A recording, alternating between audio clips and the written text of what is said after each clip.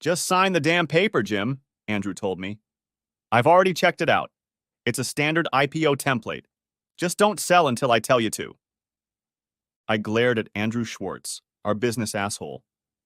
His face looked confused and a little annoyed. It looked like this was the 10,000th document I'd signed in the last week, and all of our nerves were on edge. Harry Loeb, our lawyer, who is unfortunately that's his name, nodded at me. Both of them had been with me when we founded Ipswich Inc. a few years ago, so I signed. Finally, Gordon Jenkins pulled out a bottle of champagne and poured, and the four of us toasted to the fact that as of Monday, the company finally went public on NASDAQ as the newest IPO.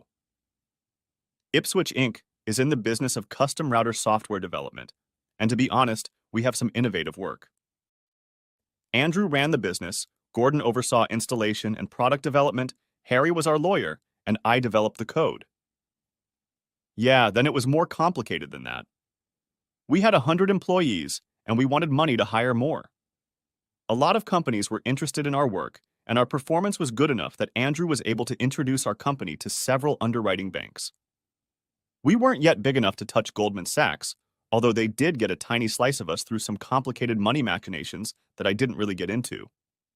I mean, my job was to code and make sure that my coders were organized and pulling in the same direction. That's why we had Andrew. He was handling the business side of the deal.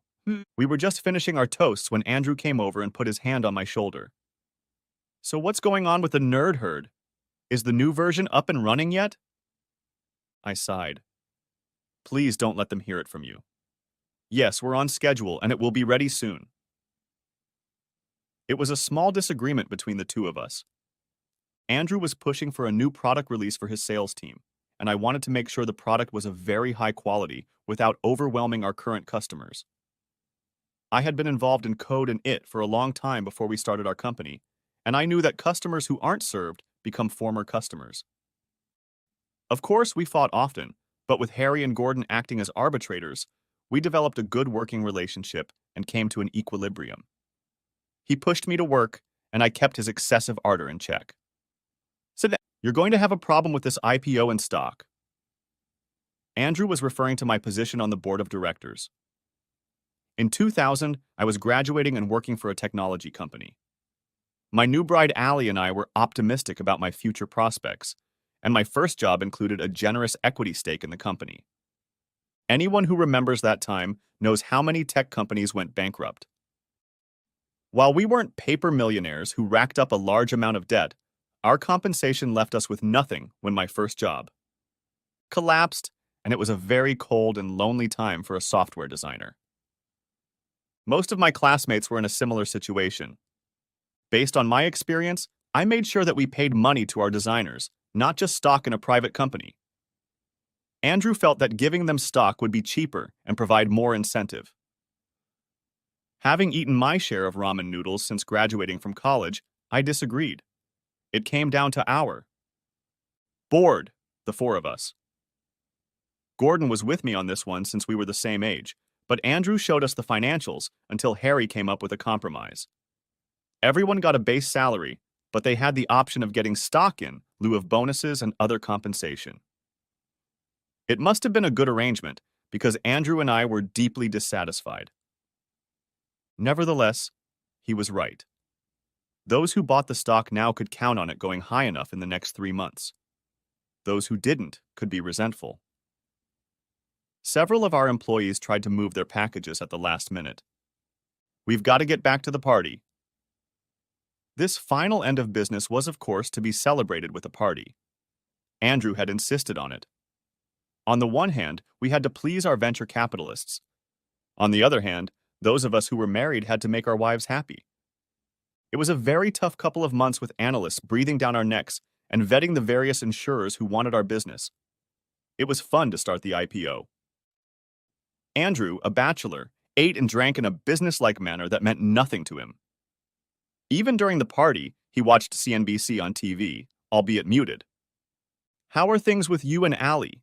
he asked when we reached the top of the stairs, which overlooked his modern living room. It was typical Andrew, modern, open, with lots of windows everywhere. The entire back wall was a window to the outside. I looked at my wife, with whom I'd lived with for 11 years. She was in her element, chatting, cheering, even flirting with the various friends and business people who were invited. Her blonde hair nodded as she smiled at some witty remark said by a businessman over 60 who had invested in our company early on. His hand habitually held her elbow.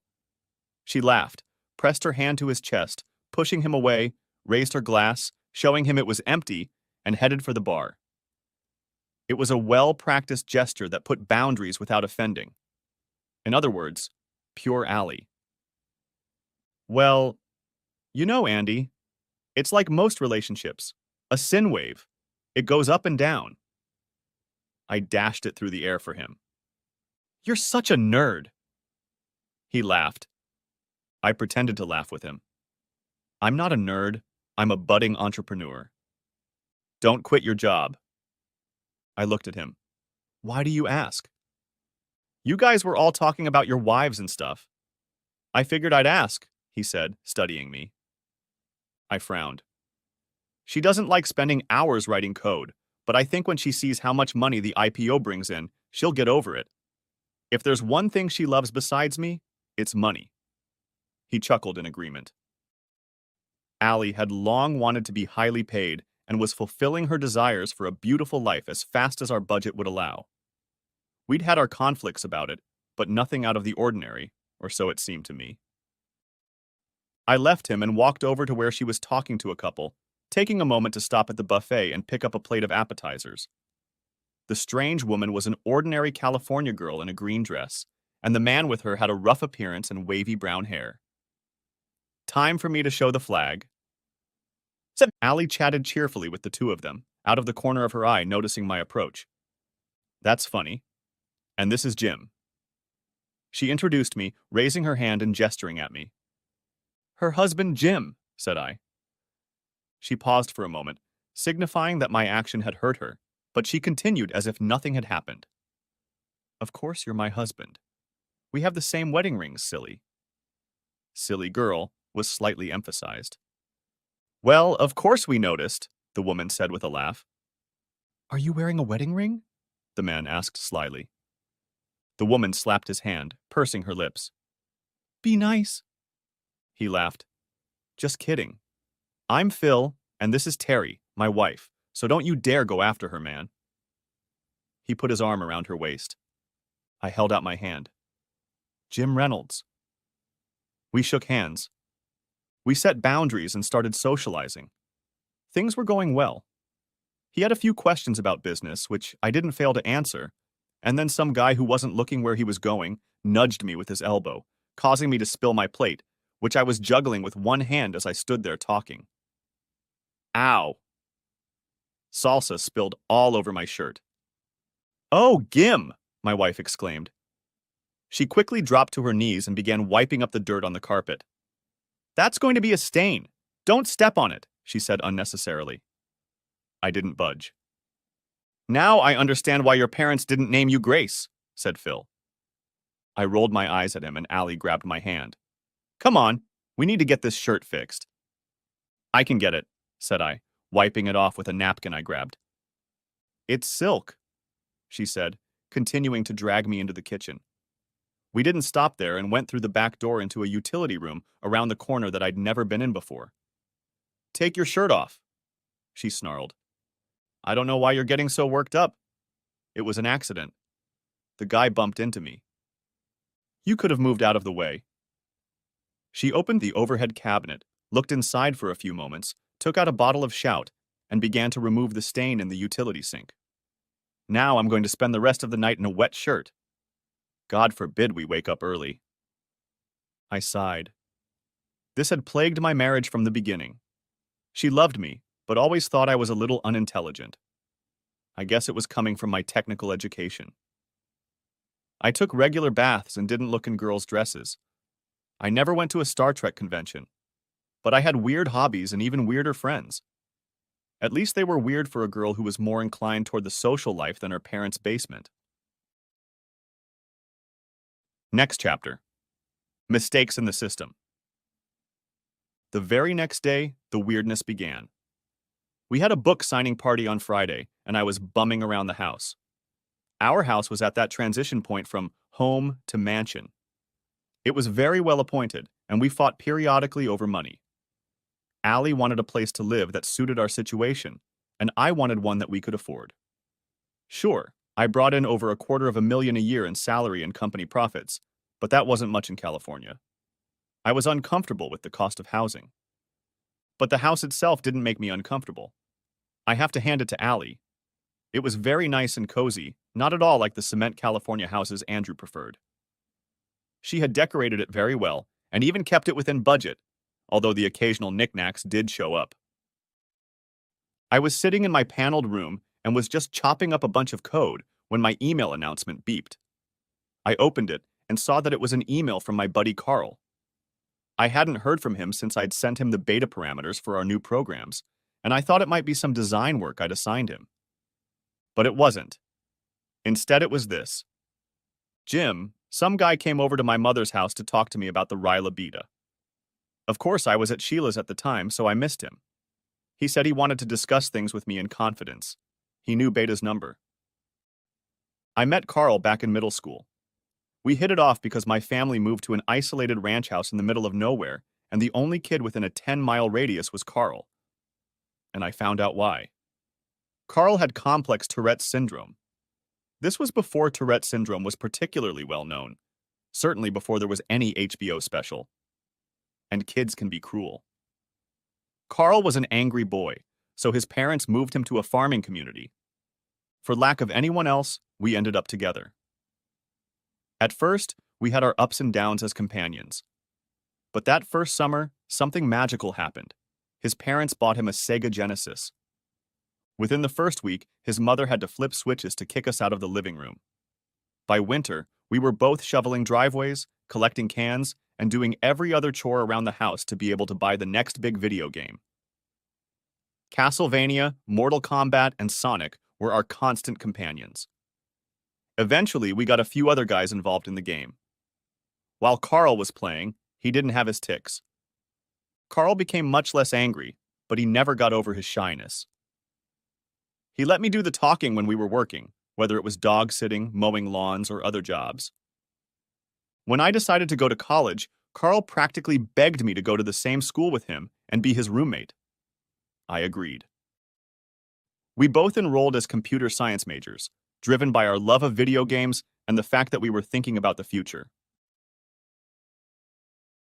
Unfortunately, most cases of Tourette's syndrome decline with age, but this was not the case with Carl.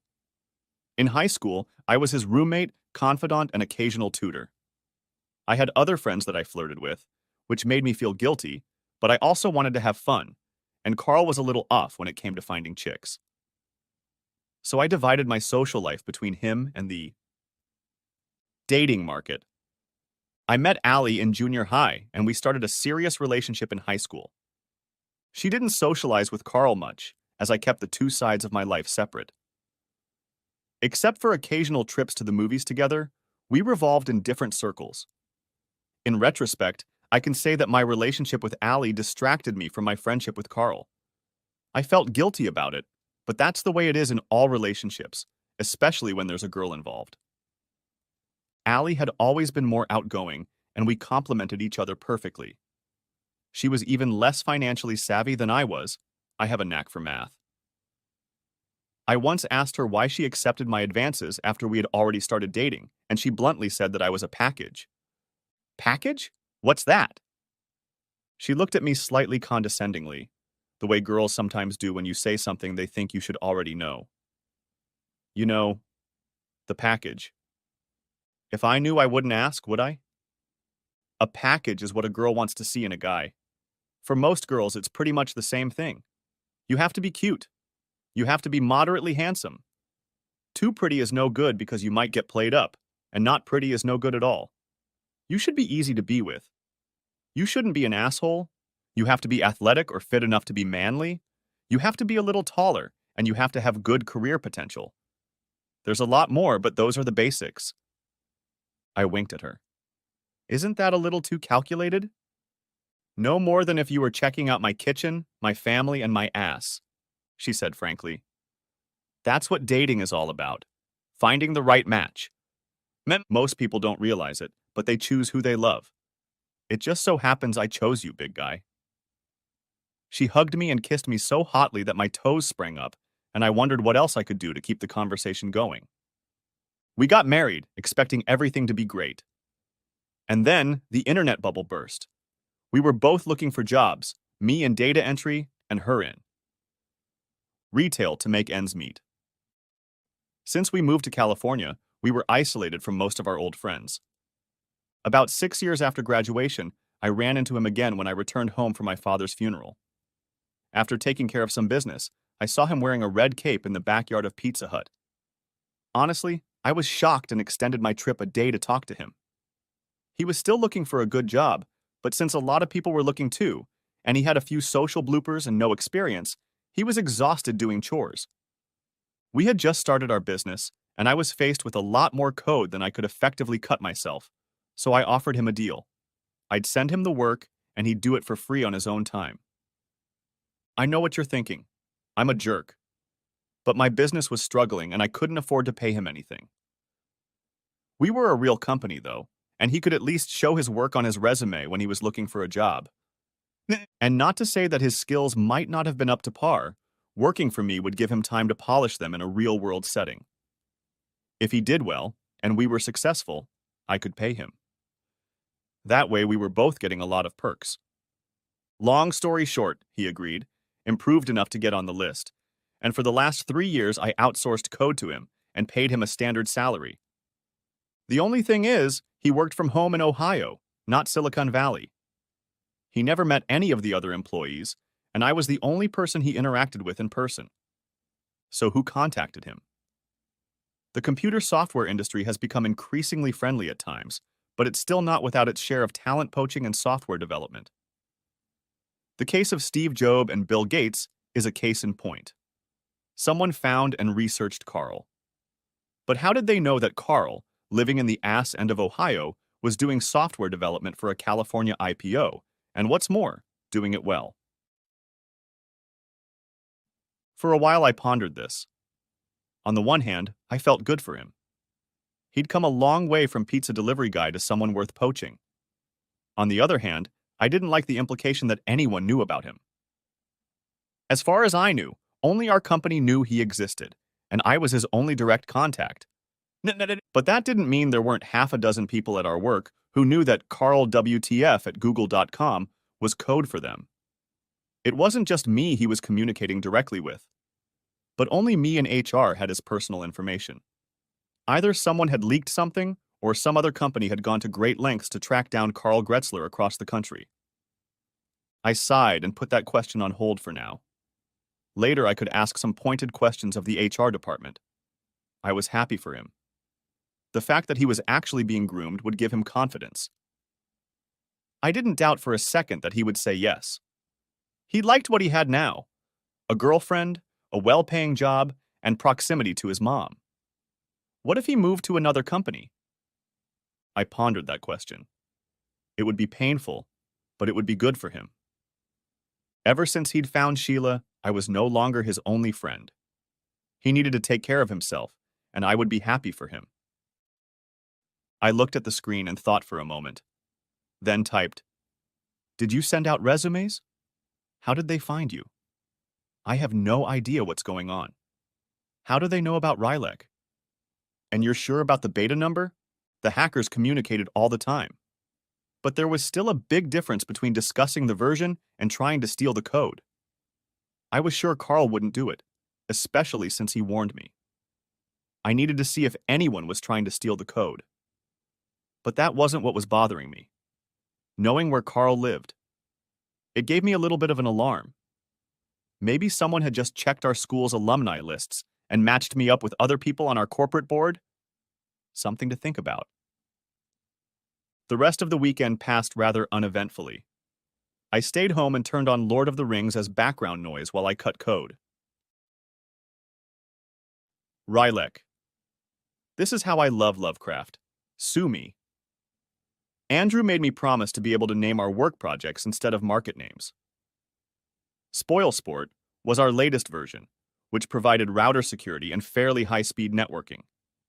It wasn't completely innovative. It wasn't Windows or a new operating system. But it did provide a speed boost, and it also had a side effect.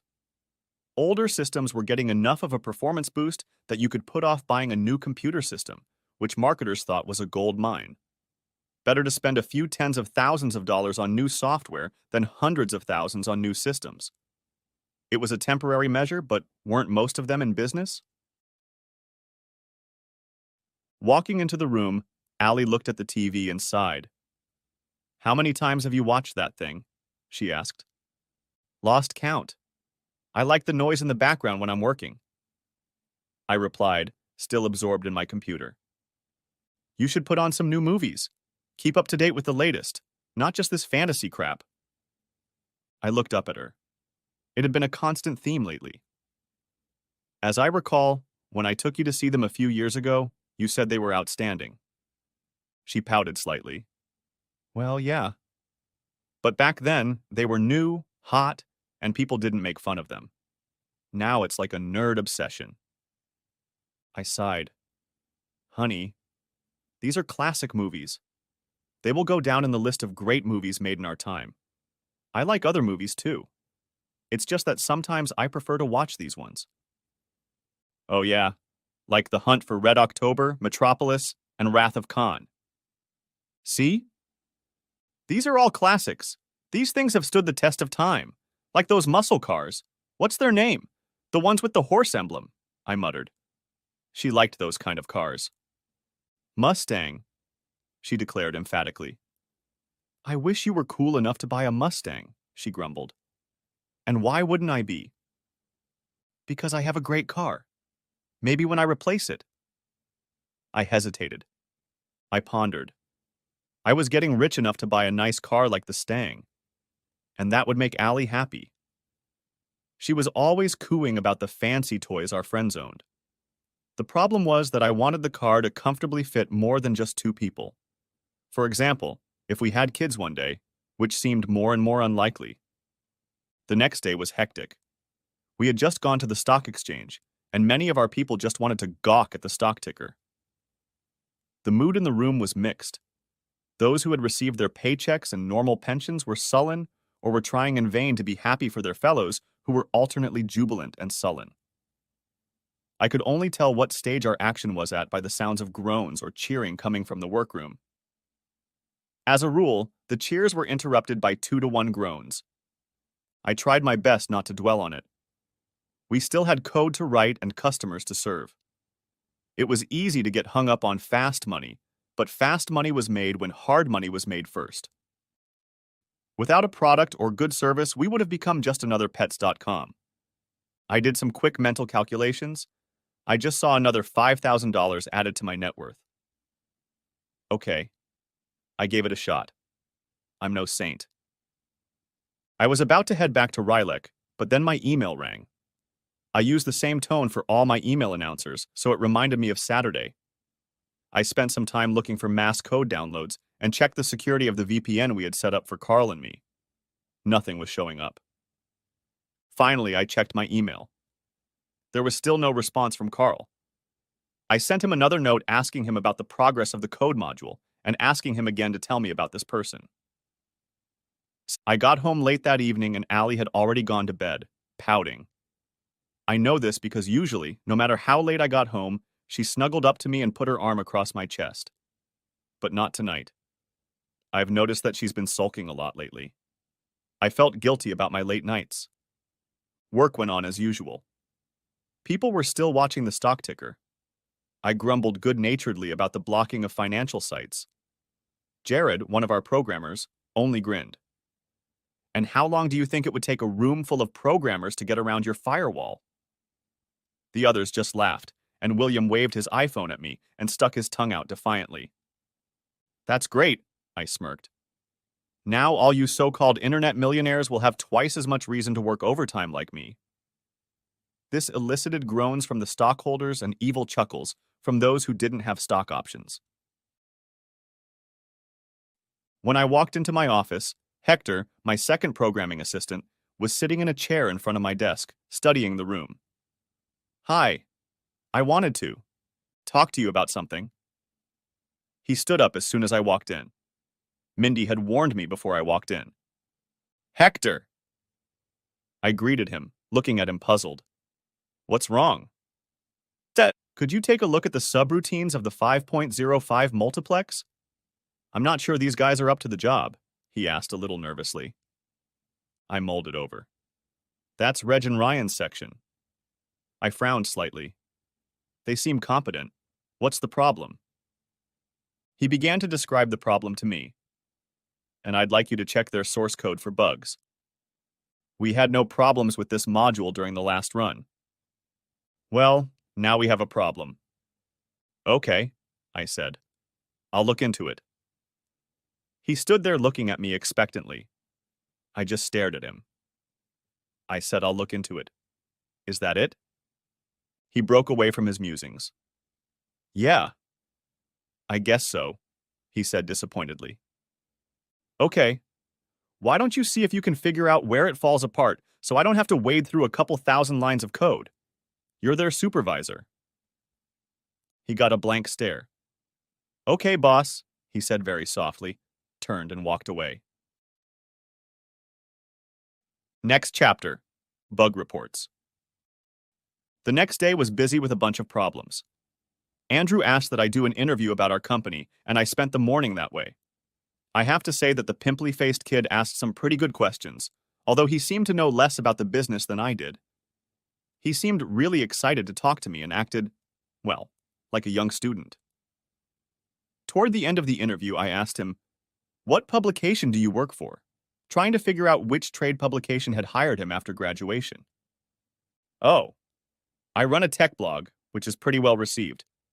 I had 20,000 hits last year," he told me. I wanted to jump out of there, but I tried to be gracious and leave as quickly and politely as possible. After all, this young bugger hadn't made an appointment for me. I headed out for lunch, which included a couple of stiff drinks. Andrew was up to another joke or had gone too far in this business. I've interviewed seemingly everyone and now this. Nothing else. That's what he was hired for. Soothed by the drink, I got back to work and started studying that code that Reg and Ryan had failed. I spent about 2 hours checking the details, but then decided I needed to backtrack. I checked the mailbox. The module had already been signed off as working on its own 2 weeks ago. I looked for a verification email and didn't find one. That was funny because I was sure that was the case. In the afternoon, when I got home early to make a change, things got even worse. I got a letter from Carl. It said, WVZ FBLGB or FB Yinger Turjigivat onpeaks GB LBH. Furvan en naik v QVQN Jerksraguvat. LBH TBGN Saboyers. FBZR Shapsari VF NFXvat zor UBJS Nevir TBJ Elirunek versus V JNF Nazabefgi Svafork. Urgsarj Korgan Vifgung Jr. Kubi Sef Pefrk YNFG Jurex. JJS? UBJ KVQ or Svakzor? It took me a while to realize what he had done, so I went looking for a translation site. The message was in the ROT13 code. Basically, you took the letter number, a equal sign 1, and added 13 to it, so A turned into N. It was a simple code, but simple enough to confuse a lot of people, at least for a while. Translated, it meant, Jim. I apologize for getting back to you so late. Sheila and I spent the weekend. You have a problem. Some asshole is asking me how far I've gotten with Rylek and if I'm almost done. He found out the details we discussed last week. WTF? How did he find me? I leaned back in my chair with a sickening feeling of dread in my stomach. 6 months ago, when I was visiting my mom, I ran into a young woman named Sheila on a flight to Columbus. She was reading a book about the neurological problems of Tourette syndrome, and I talked to her about it. Her younger brother had Tourette syndrome, and she was studying medicine. I mentioned my friend Carl, who was one of the rare cases whose symptoms did not diminish with age. She wanted to meet him as an example. It turned out she wanted to study him even more thoroughly, and 2 months ago he moved in with her. He was as happy as I had ever heard him. His work suffered a bit, but I was lenient with him. I'm no saint myself, and I understood him. The problem was that the HR department only had his old address with his mom's apartment. The only place that had his new address was in my home planner. I started to type a reply, but stopped. Carl was a smart man. He wrote in code. He thought there was a chance our message might be read by someone else. We used a VPN to transmit his code with a very high level of encryption to keep it from prying eyes. The problem was that this only protected the email from people outside the company. If it's true that these people knew about what we discussed last week, then something was rotten in Denmark. I canceled a meeting with the designers last week because of extra work on the IPO and PR. So where did all this information come from? I opened my day planner. There, large as life, was Carl's name with his address crossed out and Sheila written on it. I'd done this weeks ago and hadn't even thought to give it to HR. One of many life responsibilities that had to be put on hold due to shifting priorities. My nauseating sense of dread intensified. Had someone been in my house? I thought of all the people who had come and gone. Allie, of course. Swati, our housekeeper. All Allie's friends who came to visit us. Sometimes the laborers would come. Have we had any jobs lately? I tried to learn social. Engineering techniques all the time, and of course we had a good security system, but there were so many people coming to the house. Heck, we had a pool boy, a lawnmower, and a Terminex man, and that's just in my memory. What else was left behind or inspected? So far, I thought I could handle it on my own. The problem was expanding, and although I was good at managing staff, writing code, could balance a checkbook, and even pick a stock or two, I was not versed in political matters. And from my perspective, security and reading people is definitely politics. And in order to do politics, I needed to meet Andrew. I looked in the kitchen for Allie. She wasn't there, but waiting for me next to the microwave were several rapidly cooling cardboard boxes of Chinese food and a note saying she was here for a spinning class. Turns out there's some phenomenon in cycling where a person prepares to simulate climbing Everest, and she was doing extra workouts to try it when it came to town. That saved me the awkward conversation of asking which of her friends was peeking at my den, at least until Andy made some suggestions to me. And I really didn't want to believe it was Swati. She lived with us for 2 years and was a saint in my opinion, although Allie had her own issues. I think it had to do with female territoriality. I sighed, got in my car, and drove to Andy's place. Next chapter. 2 hours later, I was back in the kitchen. I frowned, looking at the cardboard boxes of food, now stone cold, and absent-mindedly put them in the fridge for later. Once done with that, I must have stood there for a couple minutes, my thoughts running in circles. Finally, I made a decision and walked over to the top shelf of the pantry where we kept spare bottles of booze. There was undoubtedly an open bottle of whiskey in my huge Globe bar that I just had to have, purchased at the Sky Mall store after one of my many business trips, but I wasn't in the mood for reasoning right now. I broke the seal on the new bottle and splashed some into a glass with ice. Then I lowered myself into the breakfast booth. So that's how she knew where the creek was. Reluctantly, I picked up the phone and dialed the speed dial number. "Hey, it's Jim, bastard! Tell her not to come home. She doesn't belong here." I hung up without waiting for an answer. 5 minutes later, the phone rang, ushering in a new era in my life. Next chapter. I hadn't bothered to call ahead of time. You could call it a bit of social ineptitude, which took its toll. By the time I got to Andy's house, I was trying to make sense of everything. The list of suspects was long. Like I said, it was one of those mission-style houses with lots of glass in the front and back that overlooked the valley. I got out of the car and headed for the front door. Night had fallen and there was a bright light burning inside the house. Through the side window next to. The wide, carved oak door, I saw blonde hair and a woman's cheek come around the corner. I stopped, and a smirk appeared on my face and my original intentions vanished. I wished I could rationalize my actions, but I couldn't. I wanted to look at the new conqueror Andrew was cradling. He'd had many, as he put it, beautiful tales in the past, and as far as I could tell, this woman was strutting around his apartment. So I snuck in behind her. I'm not perfect, I admit it. I'm a breathing male. I peeked and then decided whether or not to disturb him. I crept along the white gravel-strewn paths to the side wall and peered into the large glass wall. She was standing at the bar.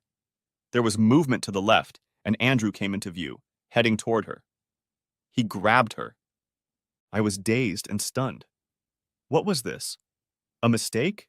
An affair? Please, God, let him blackmail her. And then they started doing it. She's cheating on me right in front of my eyes. At this point, a modicum of sanity returned to my head, and I pulled out my iPhone and started recording. I needed proof. For something.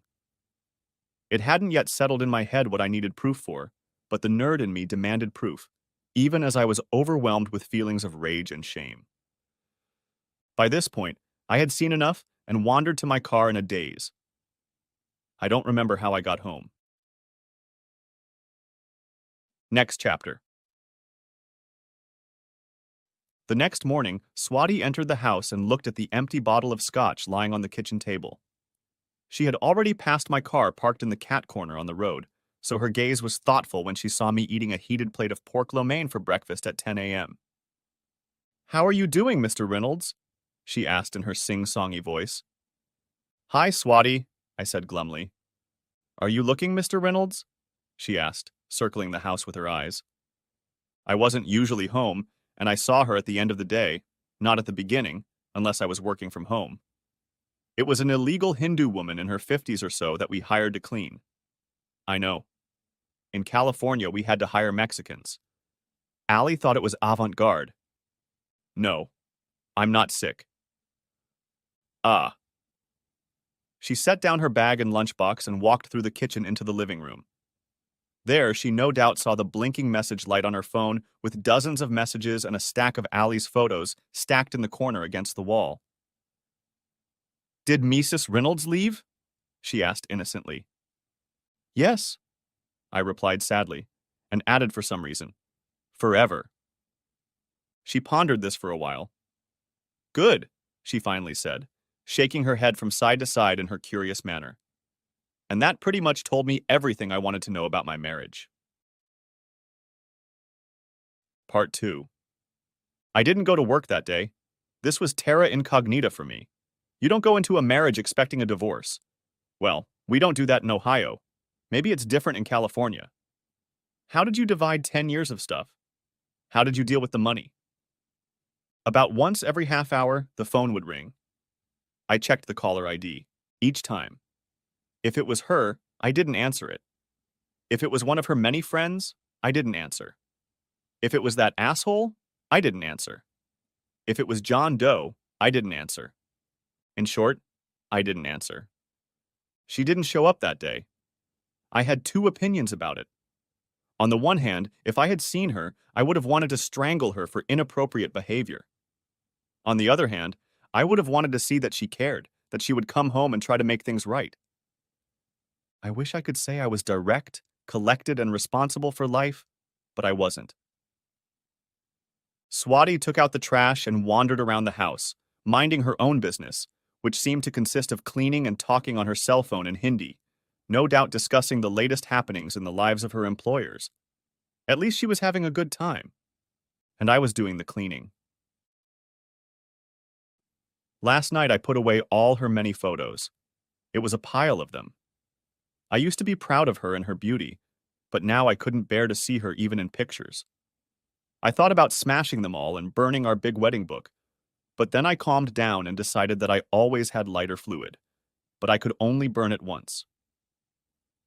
While my emotions were flitting back and forth, I was looking for marriage counselors, divorce lawyers, movers, hitmen, and large quantities of liquor. Around lunchtime, Swati gave me a plate of something and some iced tea, which I needed because Hindus seem to treat chili as a vegetable rather than a spice. I appreciated the gesture, and it wasn't bad. She checked in on me regularly, no doubt to make sure her boss hadn't committed suicide and to update her social media. God, how cynical I'd become. Toward the end of the day, I secluded myself in some Xbox. I was still mulling over a lot of things, and I needed to disconnect to let the various bits and pieces in my head settle. Programmers are like that. We do nothing for 2 days and then suddenly plop down and write code for 36 hours straight, driven by creative imperative and Mountain Dew, although I switched to iced tea as it was easier on my stomach. Now I was in standby mode. I was lonely and cold in my bed. It wasn't that she was missing. It was that it could be forever. I still didn't want to see her. Those images flashed through my mind. I recognized that staccato series of kisses from our own relationship. And even though she'd turned us both down in her ass, she'd never offered me a consolation prize before. Did I know who she was? Do you even know who she is? I excused myself the next morning, but told Mindy I'd be there closer to noon. The whore showed up around noon. Swati, God bless her, heard the sound of a key in the lock and rushed to open the door. "Who is it?" she asked. My wife raised her head and looked at the suddenly opened door where she was holding the key. "It's me, Swati," she replied briefly. "Oh, hello. Mr. Reynolds, Miss Allie is here to see you." My wife was just pushing Swati and stopped, her face expressing no emotion. For the last 2 years, Swati had been calling her Mrs. Reynolds. She didn't know it yet, but Mrs. Swati had just earned herself a very nice bonus. My wife turned around. "Swati, this is my house and you don't need to introduce me. I live here." "Whatever you say, Miss Allie. May I escort you to the visiting room?" "No, you can't." She walked down the hall, tossing her purse on the nightstand as usual. When she looked up, she saw me standing right there looking at her. She visibly flinched and took a step back. "Allie," no greeting. "I told you not to come." "This is still my house, Jim, and we have a lot to talk about." "I think we had a lot to talk about before. You seem to have a very good attitude about it." She was. She was wearing good makeup and clothes I'd never seen before. I wondered for a moment if she had gone shopping yesterday, or if Andrew had the clothes. "Yesterday was really bad, but I got through it and put on makeup," she said with a small, sad smile. We naturally moved into the living room. I sat down on the only chair as I didn't want to sit next to her. "Is this the conversation where you tell me that this is a one-time mistake? That it was just sex and that it won't happen again?" She paused, looking down at her hands. "No. This is a conversation where I'm asking for a divorce. Do you really think I'm stupid enough to risk our marriage over a simple affair?" "Well, no wonder you recovered from it so quickly. You've already picked my replacement, and it looks like you took him for a test drive or 10. Or were you always having fun behind my back?" She looked incredibly uncomfortable. "Can I?" She paused. "Swati, can you get me a glass of white wine? Would you like anything?" She asked me. "No, we have hemlock if you want some." There was no sound of recognition from the kitchen. "Swati." Again, nothing. "What's gotten into her?"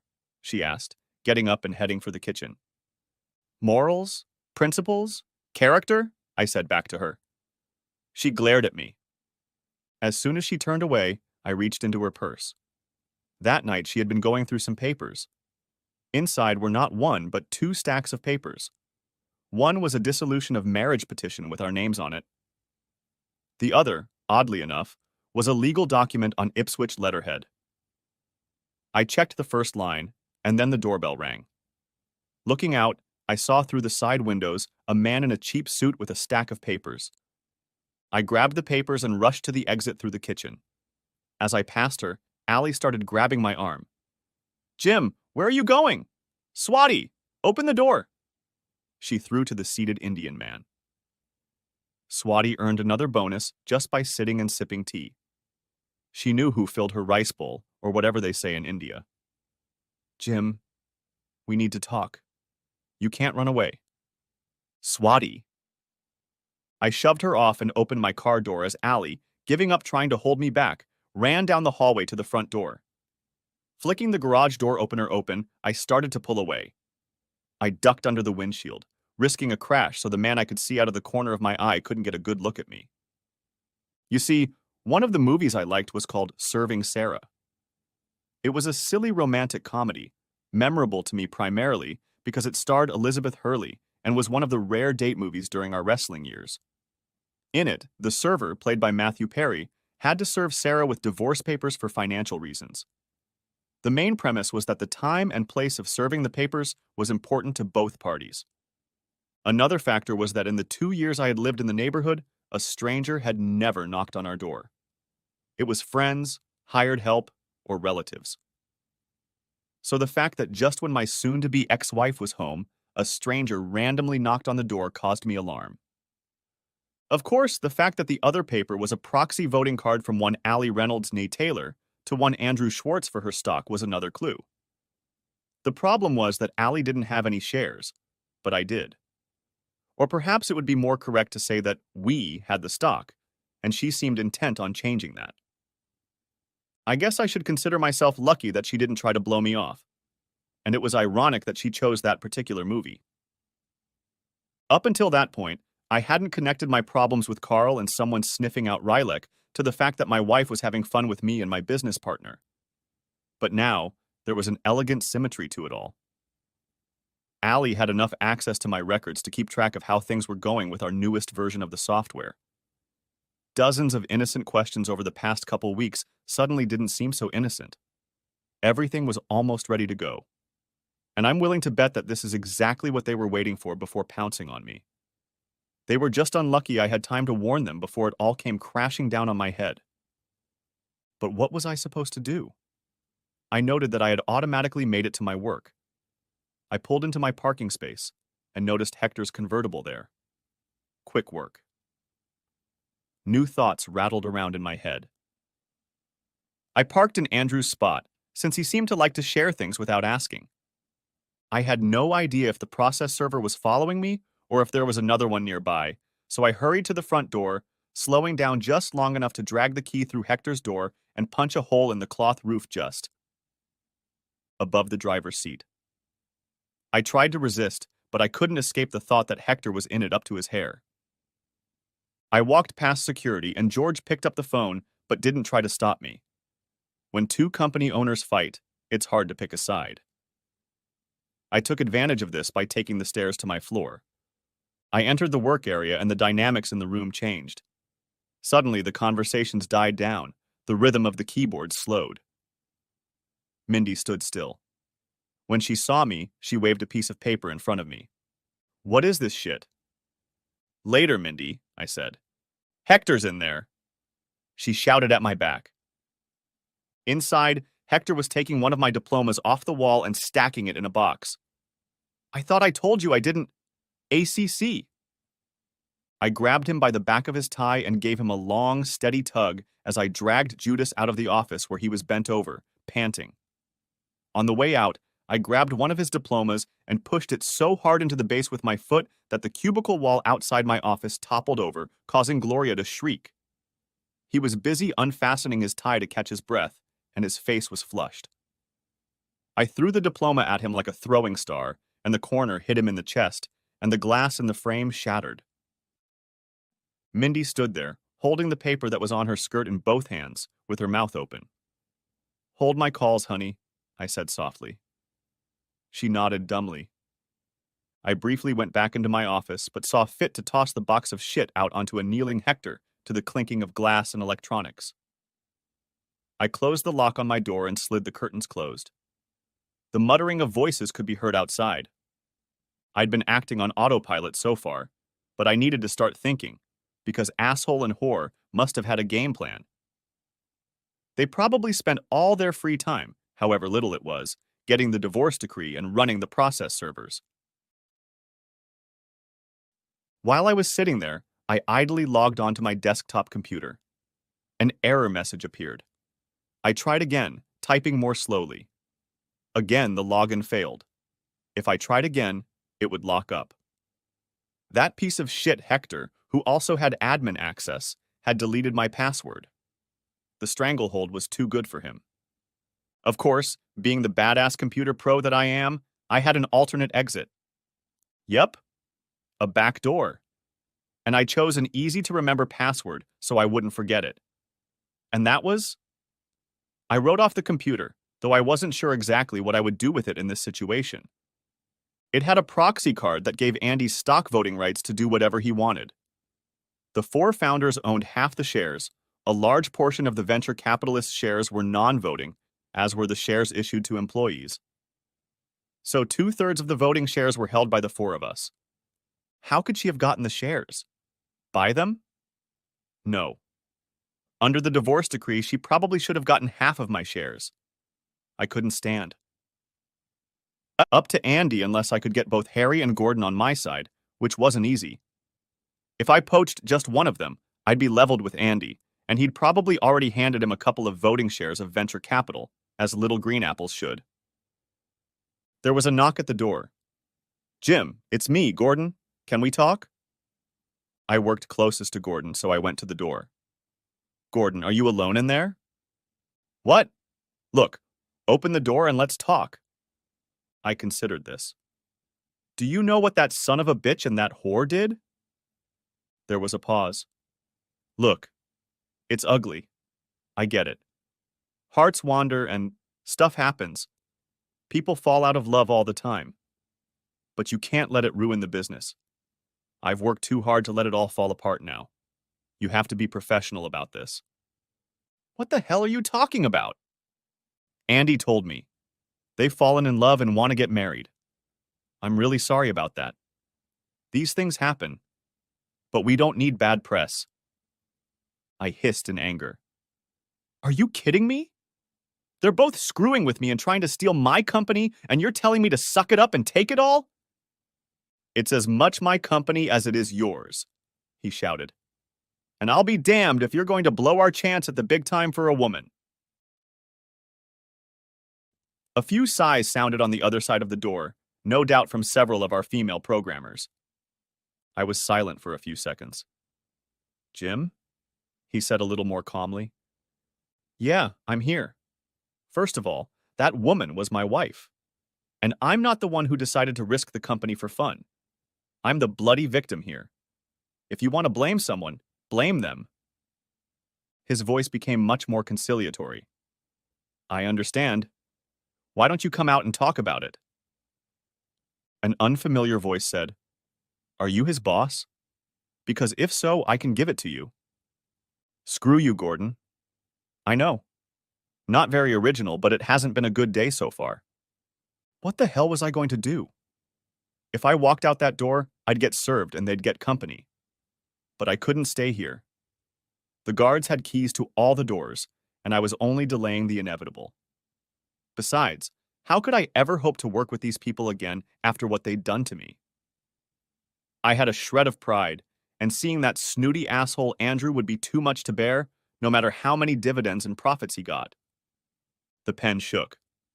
Hey, stop it! He said not to call! Yelled Mindy to someone. The jiggling stopped. Okay. I found myself cornered. One way or another, I was going to lose my stake in the company. An idea hit me. In California, that bitch would get a big share of my assets, no matter what. But I didn't want either Andrew or Allie profiting from my endeavors. She didn't deserve any of it, and he didn't deserve the right to dispose of it. How could I change that? I picked up my iPhone and dialed the number I'd found. That's where this story began. Hello? Hi, Randy. My name is Jim Reynolds.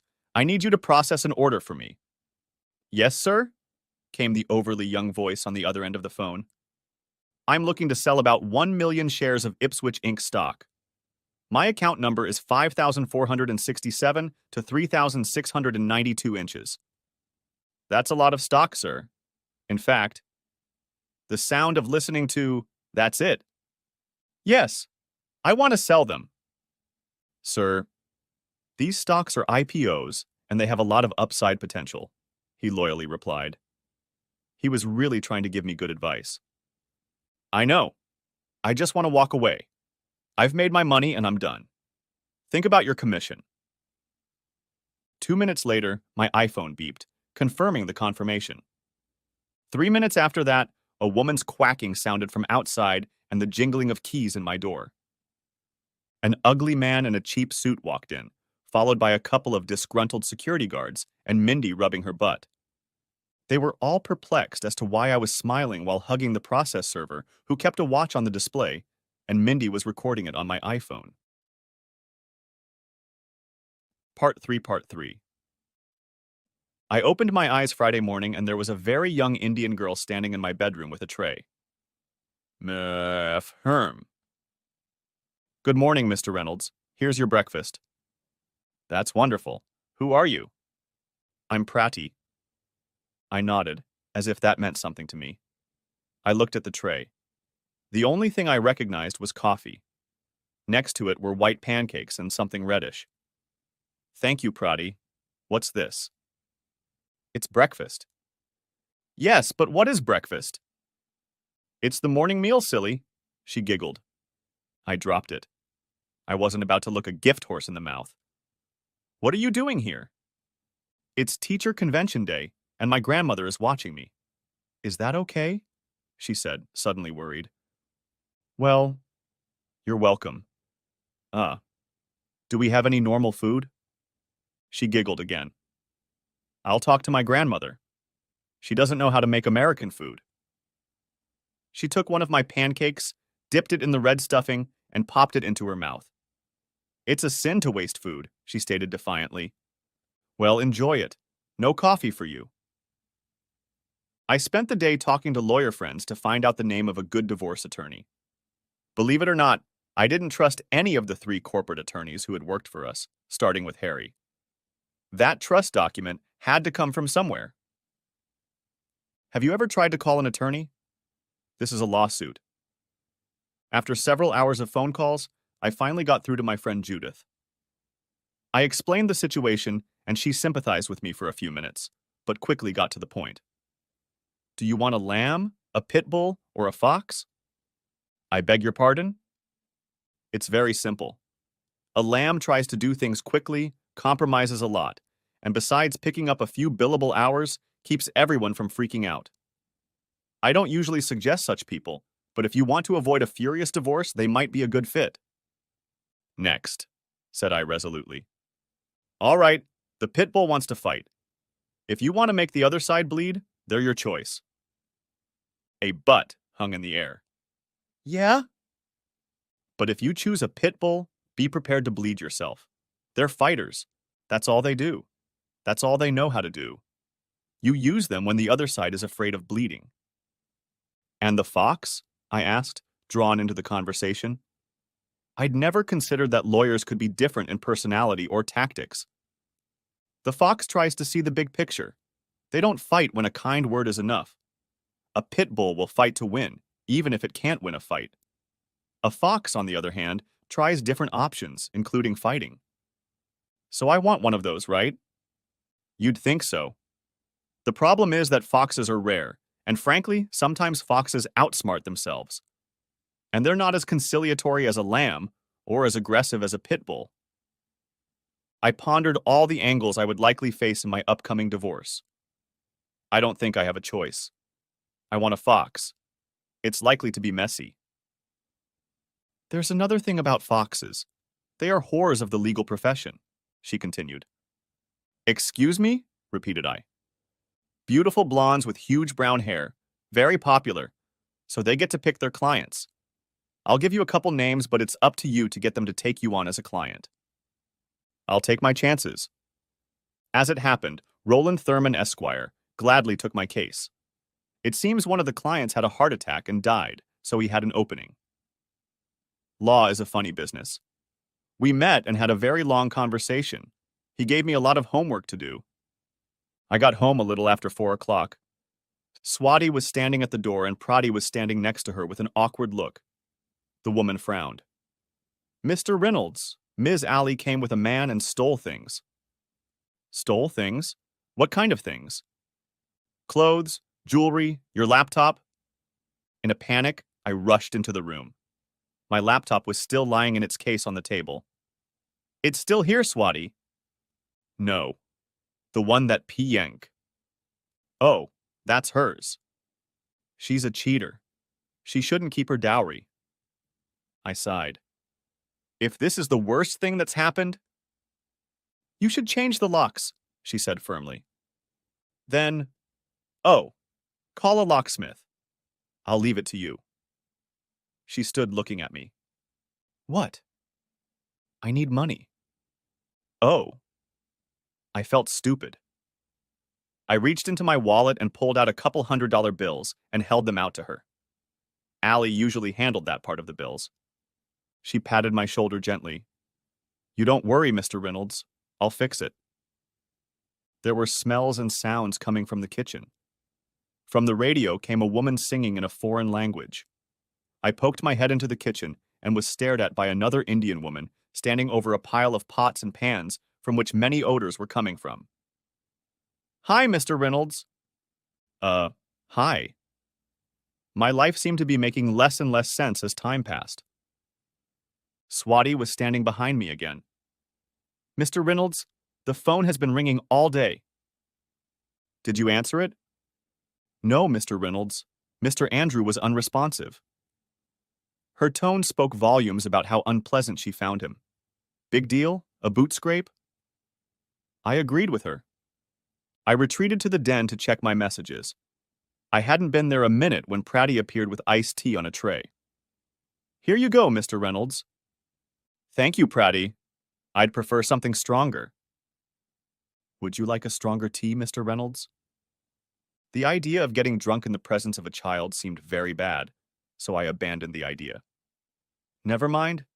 Who was that in the kitchen? That's the cook you wanted, Mr. Reynolds. A cook? What do you mean, cook? You wanted American food, so Grandma hired Tripty. I never said hire, I blurted out. The kitchen smelled really good. We'll discuss it later. I checked the machine. Andrew's voice came out. You son of a bitch! What have you done? The insurers are calling and they're not happy, you bastard! I told you not to sell until I got authorization. Call me right now. We have to settle this with them. Beep. That's the second message, bastard. I know I entertained her, but that's no reason to act like this. You need to call me immediately. They're getting upset and want to know why the hell you broke the lockdown. You signed the papers and then you do this?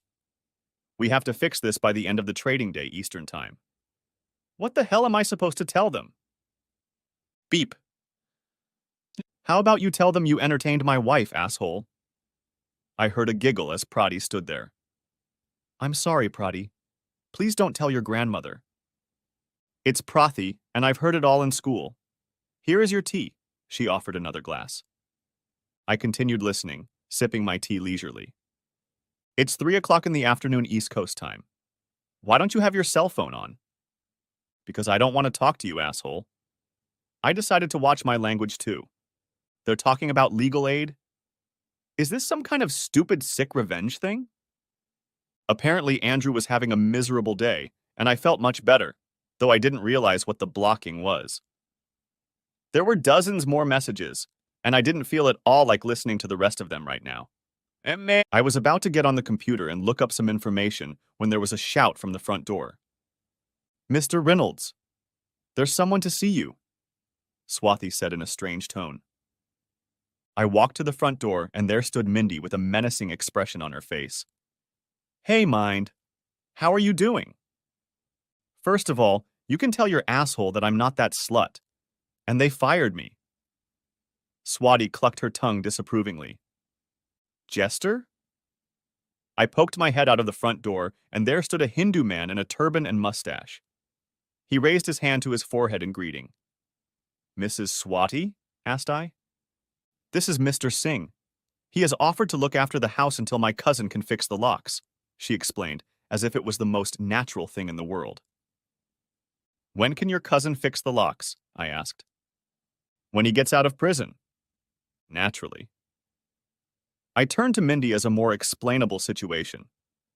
Let's talk in the room. Is Miss staying for dinner? Asked Swati very simply. I threw a glance at Mindy. She shrugged and nodded. Yes. Hindy's loud voice was sent into the kitchen, and an equally loud reply came back. At that moment, I held Mindy by the elbow, guiding her into my den. Would you like a drink, ma'am? Pratty asked. Asked Pratty. Mindy shook her head negatively and looked at me. Exactly how many people work for you? One, I think. She looked at me reproachfully. Are you sure? I started to hesitate, so I changed the subject. So, What happened after security escorted me out of the building? I asked. She chuckled. I can't believe you did that to Hector. Anyway, Mr. Schwartz yelled at me for a while. Then he officially announced that Hector was taking over the section because you were having personal problems. When asked, he hinted that the stress of the job was making you unbalanced. She rolled her eyes. I don't know where he could have gotten that idea from. So what's going on? Well, I caught Allie and Andrew getting. I stopped and looked around for the girl who was tricking me. It looked like she was going to ambush me with a divorce right after we finished the new project and transfer my voting rights to Andrew. That's what this office mess was all about. The guy was catering to me, and Hector seemed to know it was coming. That bastard. Her eyes flashed, and she flung her brown hair back from her face. A distant cluck came from somewhere in the house. Which one? She tilted her head. I guess I'm spoiled for choice. Did she really do that to you? Poor thing. She sympathized. So what are you going to do? I couldn't keep from giggling. I don't think it's going to work out the way they planned, but I guess I'm getting a divorce. A grimace appeared on my face. It's been a rough couple days. She took my hand and looked at me seriously. It was a disgusting thing to do, and you didn't deserve it. I'm sorry I came here to yell at you. My problems aren't that big. Maybe you can at least give me a good reference. Sure. After hesitating, I asked the next question. How did the staff take it? It was her turn to pause. No one knows what's going on. The good mood of going out in public is gone. All they know is that you attacked Hector and that Andrew is acting like you're gone. There was a hell of a lot of shouting today, and all the big bosses, Mr. Jenkins, Loeb, and Schwartz, have been conferring all day. Greta, Schwartz's secretary, told me about it. You're not very popular with them for some reason. Accept it, my heart, I replied dryly.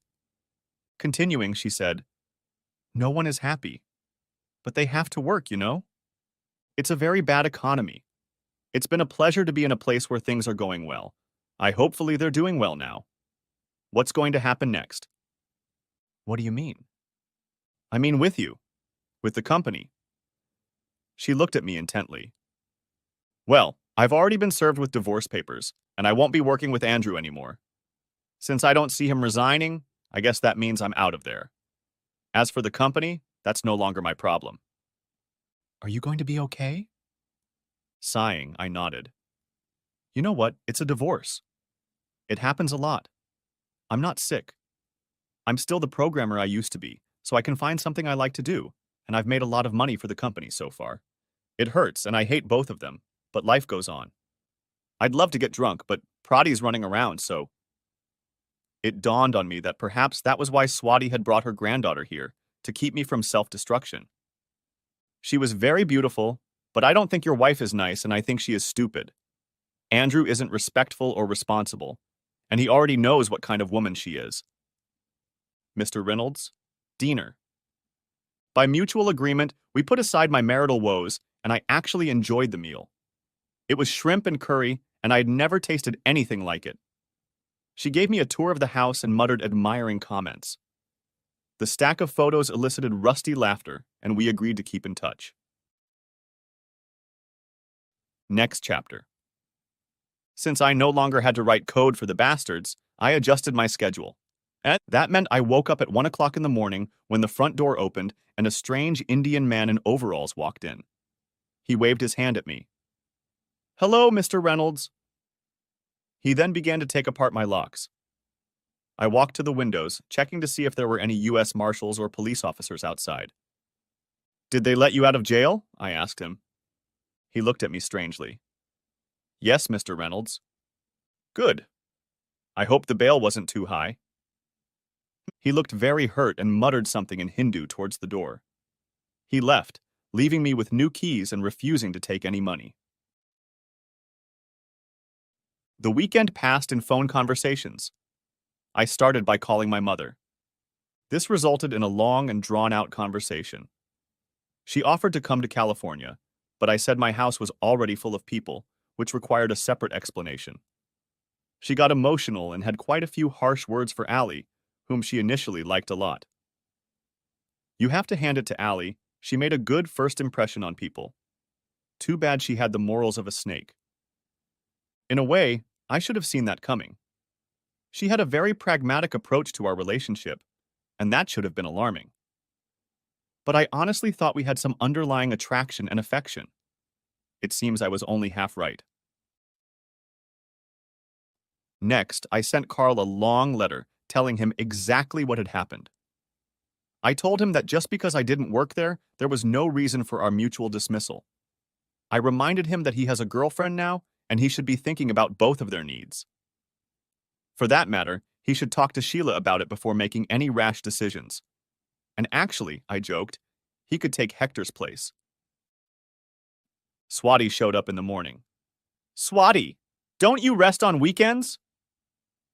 I was sure she wasn't around when it was just Allie and me. You need me for cleaning, Mr. Reynolds. Did Pradeep fix the locks? Yes, he did. Thank you. I didn't bother to mention that I didn't feel good about having a criminal fix my locks. What's he doing now? He's back in jail. Ah, is he on a work release program? Not exempt. He's working there. It's a good job. He's a locksmith. You know, perhaps Allie was right about my social skills. Luckily, Swati had Prati with her again, and I was able to apologize for my idiocy last night, with her acting as translator. She thought it was hilarious. They stayed the whole weekend, including Tripti, my new cook. My plans to play Xbox and drink whiskey didn't materialize. There was one unpleasant task remaining. You see, Allie and I had a very advanced social schedule, more due to her than me. We had planned to visit an art gallery with another couple. It was actually Phil and Terry from last weekend's party. How much life had changed in a week. I caught Terry on the phone and told her quite bluntly that Allie and I were getting divorced, that I had caught her cheating on me with the previous owner, and unfortunately would not be able to attend the opening. Yes, I was ashamed as hell, but I wasn't going to sugarcoat the situation and be the villain in the story. Since we had just met, she felt awkward asking questions of a virtual stranger, but made sympathetic noises and hurriedly said goodbye. Monday came, and even though I felt double-holed at the sight of my job and my marriage, it was still nice to wake up late and not be responsible to anyone. My good mood lasted until 10 o'clock, when there was another knock on the door. The same bailiff in a different cheap suit stood there. You've received a subpoena, he said, showing me the envelope, his eyes nervously darting around, probably looking for the next loony secretary or photographer. Listen, asshole, I already got the divorce decree, or don't you remember? How could I forget? Why don't you read the papers and wish me a nice day? He said softly, and muttering, walked away. I suppose this process would help me get a thick skin. I started reading the papers. It seems that our main underwriter bank was suing me for violating the lockup agreement. I had just finished reading when the doorbell rang again. Next chapter. Are you Mr. James Reynolds? A young blonde woman with acne scars asked me, looking at us in awe. We moved the picnic table to my backyard, and Mindy, Roland, and I settled behind it, spreading out the piles of papers in front of us. Yes, yes. Please hand the summons to Miss Johnson there. Let me sign for it. Who is this subpoena from? It's from Troy Anderson. He's seeking damages for the lockdown, Mindy said in a bored tone. Do you get served often? The woman asked. You have no idea, I said honestly. In fact, I had been continuously served with subpoenas since the morning before. After the third bailiff arrived, I called Mindy and Mr. Thurman to help me and work on my divorce. We moved the whole operation outside. It was a very pleasant California day. Why not enjoy it? The woman walked away, muttering to herself. I seem to have that effect on people. I have to admire a man who endures such a train wreck like you, Mr. Reynolds. And thank you for getting me out of the office today, my lawyer said. Don't mention it. Every time I say, it can't get any worse, it does. So I'll just smile and let it all go. How many subpoenas now, Mindy? Taking her notebook in hand, She bit her lower lip, mentally calculating. 8 from the insurers, 3 from Ipswich. 1 for property damage, 1 for hostile work environment, and another for acting in a manner detrimental to the company in violation of the board's duties. Hector's civil suit, and 1 from the bitch to freeze the transfer of the community property. A little late if you ask me. 13 in all. Next chapter. When a company goes public, it goes to a bank to sell shares. They can do this more efficiently than we can. They don't tell us how to fix computer routers, and we don't tell them how to sell stock. When a company first goes public, it doesn't want to flood the market with stock. The bank and the company make money by selling stock, and they want to control the amount of stock on the market. Our net worth, at least on paper, was about $50 million. If we offered 50 million shares, it would be at best $1 a share. So only a small portion of the company was offered for sale to test the market and set a higher price. Since the owners usually owned a majority of the stock, they had to sign a lockup agreement. Essentially, it stated that I was not allowed to sell any shares for at least 3 months. We had about 8 million shares in our company, and we initially sold only 1 million. By my actions, I unwittingly doubled the number of shares on the market, cutting the price at least in half. I would like to be clear on this point. I did not know what I was doing. I had been signing the paperwork for days. I purposely gave all the business details to Harry and Andrew and relied on their advice, which I foolishly thought was in my best interest. But that doesn't make my act any less wrong. My only intention was to leave the company with my dignity and assets intact, while depriving my wife of her stake in the company I had built and preventing Andrew from gaining control and defrauding everyone else. It didn't matter that Gordon had suddenly turned into a conniving weasel. He shouldn't capitalize on his betrayal. And I had no other intentions. And I certainly didn't anticipate how events would unfold. Part 3. The mass of subpoenas was due to a lot of people being angry with me. Most underwriters spread the risk among themselves. So, we had one main underwriter and 7 others who also sold shares, including, I'm proud to say, Goldman Sachs. I have to admit that I felt a certain pride in being sued by an institution of this level of prestige. I felt that I was in the wrong. However, there is one truth about legal cases. They move with glacial slowness, especially at the corporate level. Much more personal matters used to intervene. His Honor sat at his desk while a decorative stenographer took notes. Bryson Coopersmith represented the hooker present, and he was in rare form. His actions were deceptive and detrimental to my client's well-being. He purposely sold his appreciating assets to deprive my client of her rightful share of the common property. I gave a dozen examples of how a successful technology IPO should be priced in the first 3 months. I wasn't listening to him, considering Roland Thurman, ESQ. He sat in front of the judge, his gray hair surrounding his head in a vague halo. His glasses rested on the top of his head, his chin rested on his chest, and his hands were folded on his tweed-covered belly. I kept wanting to kick him, but I suppressed the urge. I had enough to worry about with the assault charges. With the way the last month had been, that wouldn't be surprising. And then, to top it all off, he gave me back the signed divorce certificate along with all the shares, he finished. It was true, and it almost made me want to decline Mr. Thurman's services as my attorney. We reread the divorce decree 3 times, and on Wednesday, after she handed me the statement, Thurman had me not only sign the decree, but also buy 500,000 shares of Ipswich Inc. stock to give to my dear wife. Fortunately, Prouty wasn't at home because I tied her up immediately after hitting the button to buy and transfer the shares. The judge looked at Mr. Coopersmith incredulously. "Aren't these the papers your client handed to Mr. Reynolds?" "Exactly, Your Honor," Thurman hissed from his chair. "Sir, they were filed under the current terms of the company's business, not after Mr. Reynolds crippled the company with his illegal actions." "Not illegal. This is a civil case. And as Mr. Coopersmith knows, investing in IPOs, especially in technology companies, is highly speculative. When I sold the stock, I hit In fact, made the top of the market. Our initial price was $6 a share, and by the time we sold, we had gotten $1 a share. Thus, I made $7 million.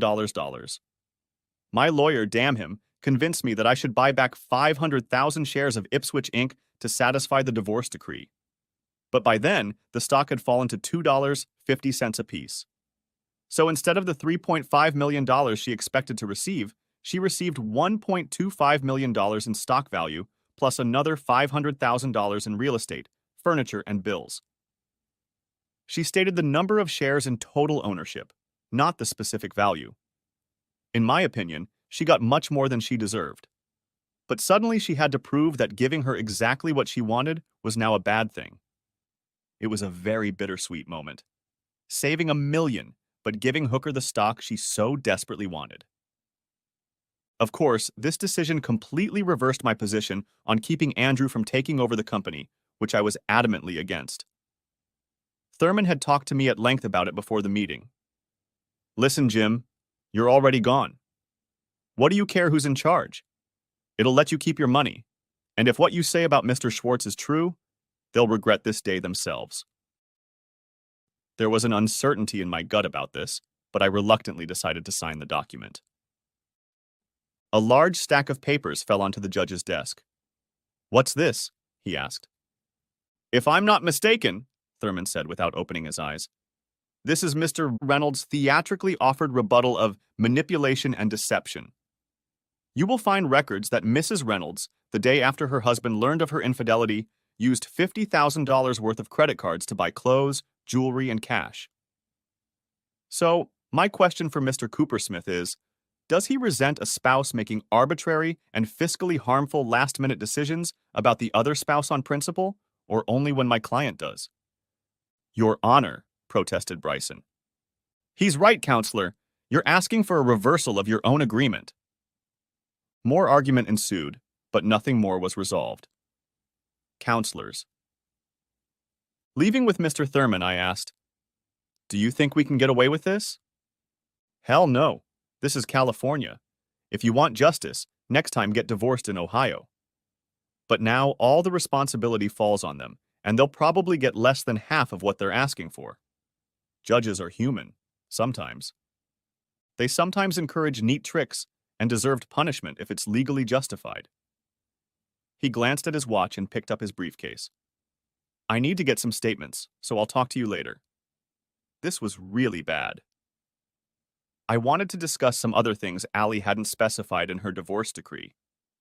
I was contemplating whether to bring home some KFC when a cloud of her perfume announced her presence. Hi, Allie.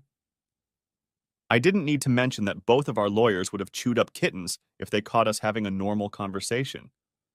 But what was the chance of me having a normal conversation? Jimmy, what do you want? My patience was at an end, but I had to admit to a certain curiosity. Some part of me hoped she would regret her decision, that she thought she'd made a terrible mistake. Admitting that would be soothing to my soul. I even wanted her to want to reconcile. Don't get me wrong, I wanted this to dash her hopes. Mostly. I guess.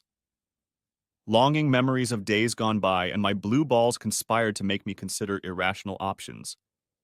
And don't call me that. Okay? She smirked.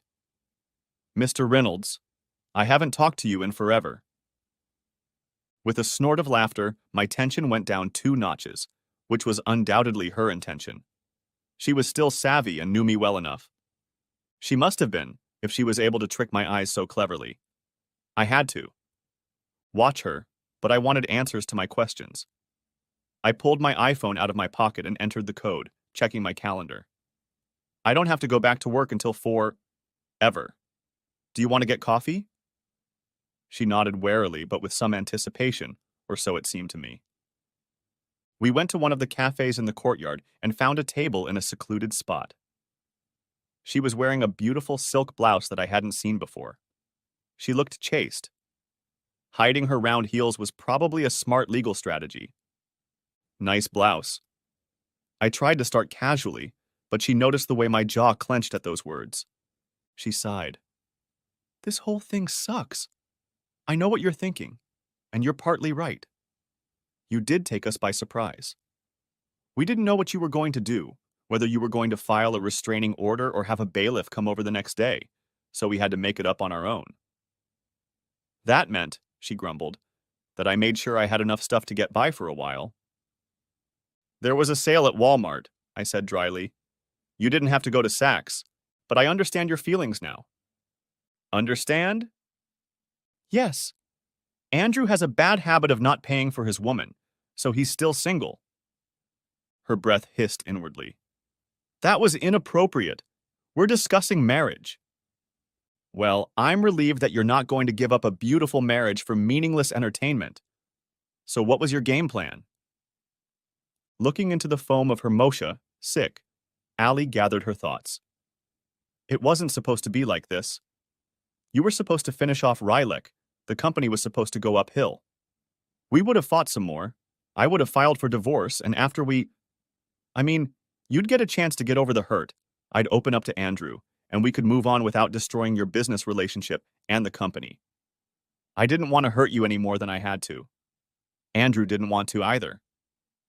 Yes, of course he did. He's a prince. And when did you two start having fun? It evolved. Look, does it matter? I don't want to get into it. Andy's a person just like me. We're compatible in a way that you and I weren't.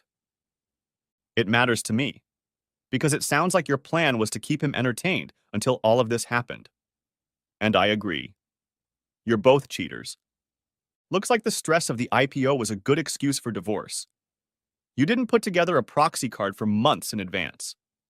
I remember being a package. So, what happened to us?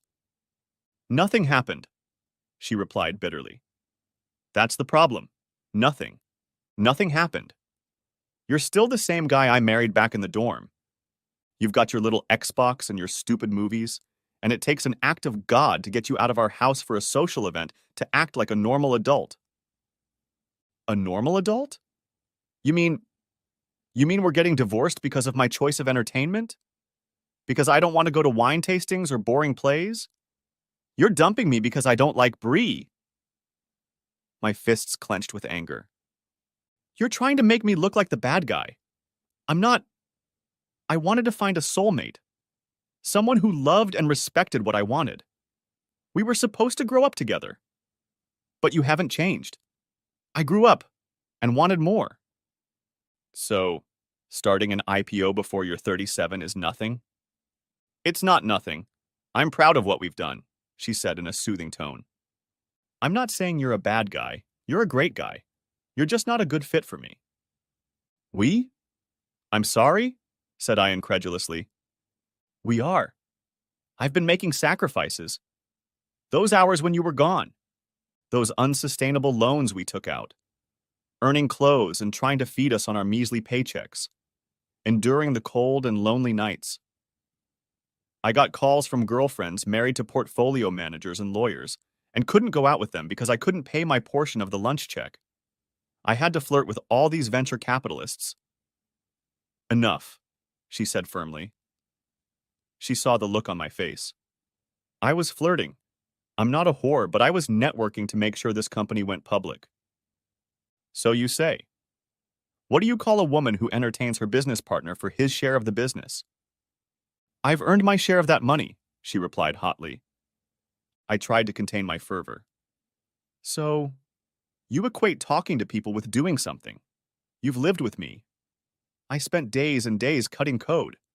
You know how much I worked 18 hours a day, and I know it took a toll on our marriage. But I did it. Not you in a low-cut dress. Without me, you're only selling yourself. And certainly not Andrew. You can sell a crappy product for a long time and it won't get any better.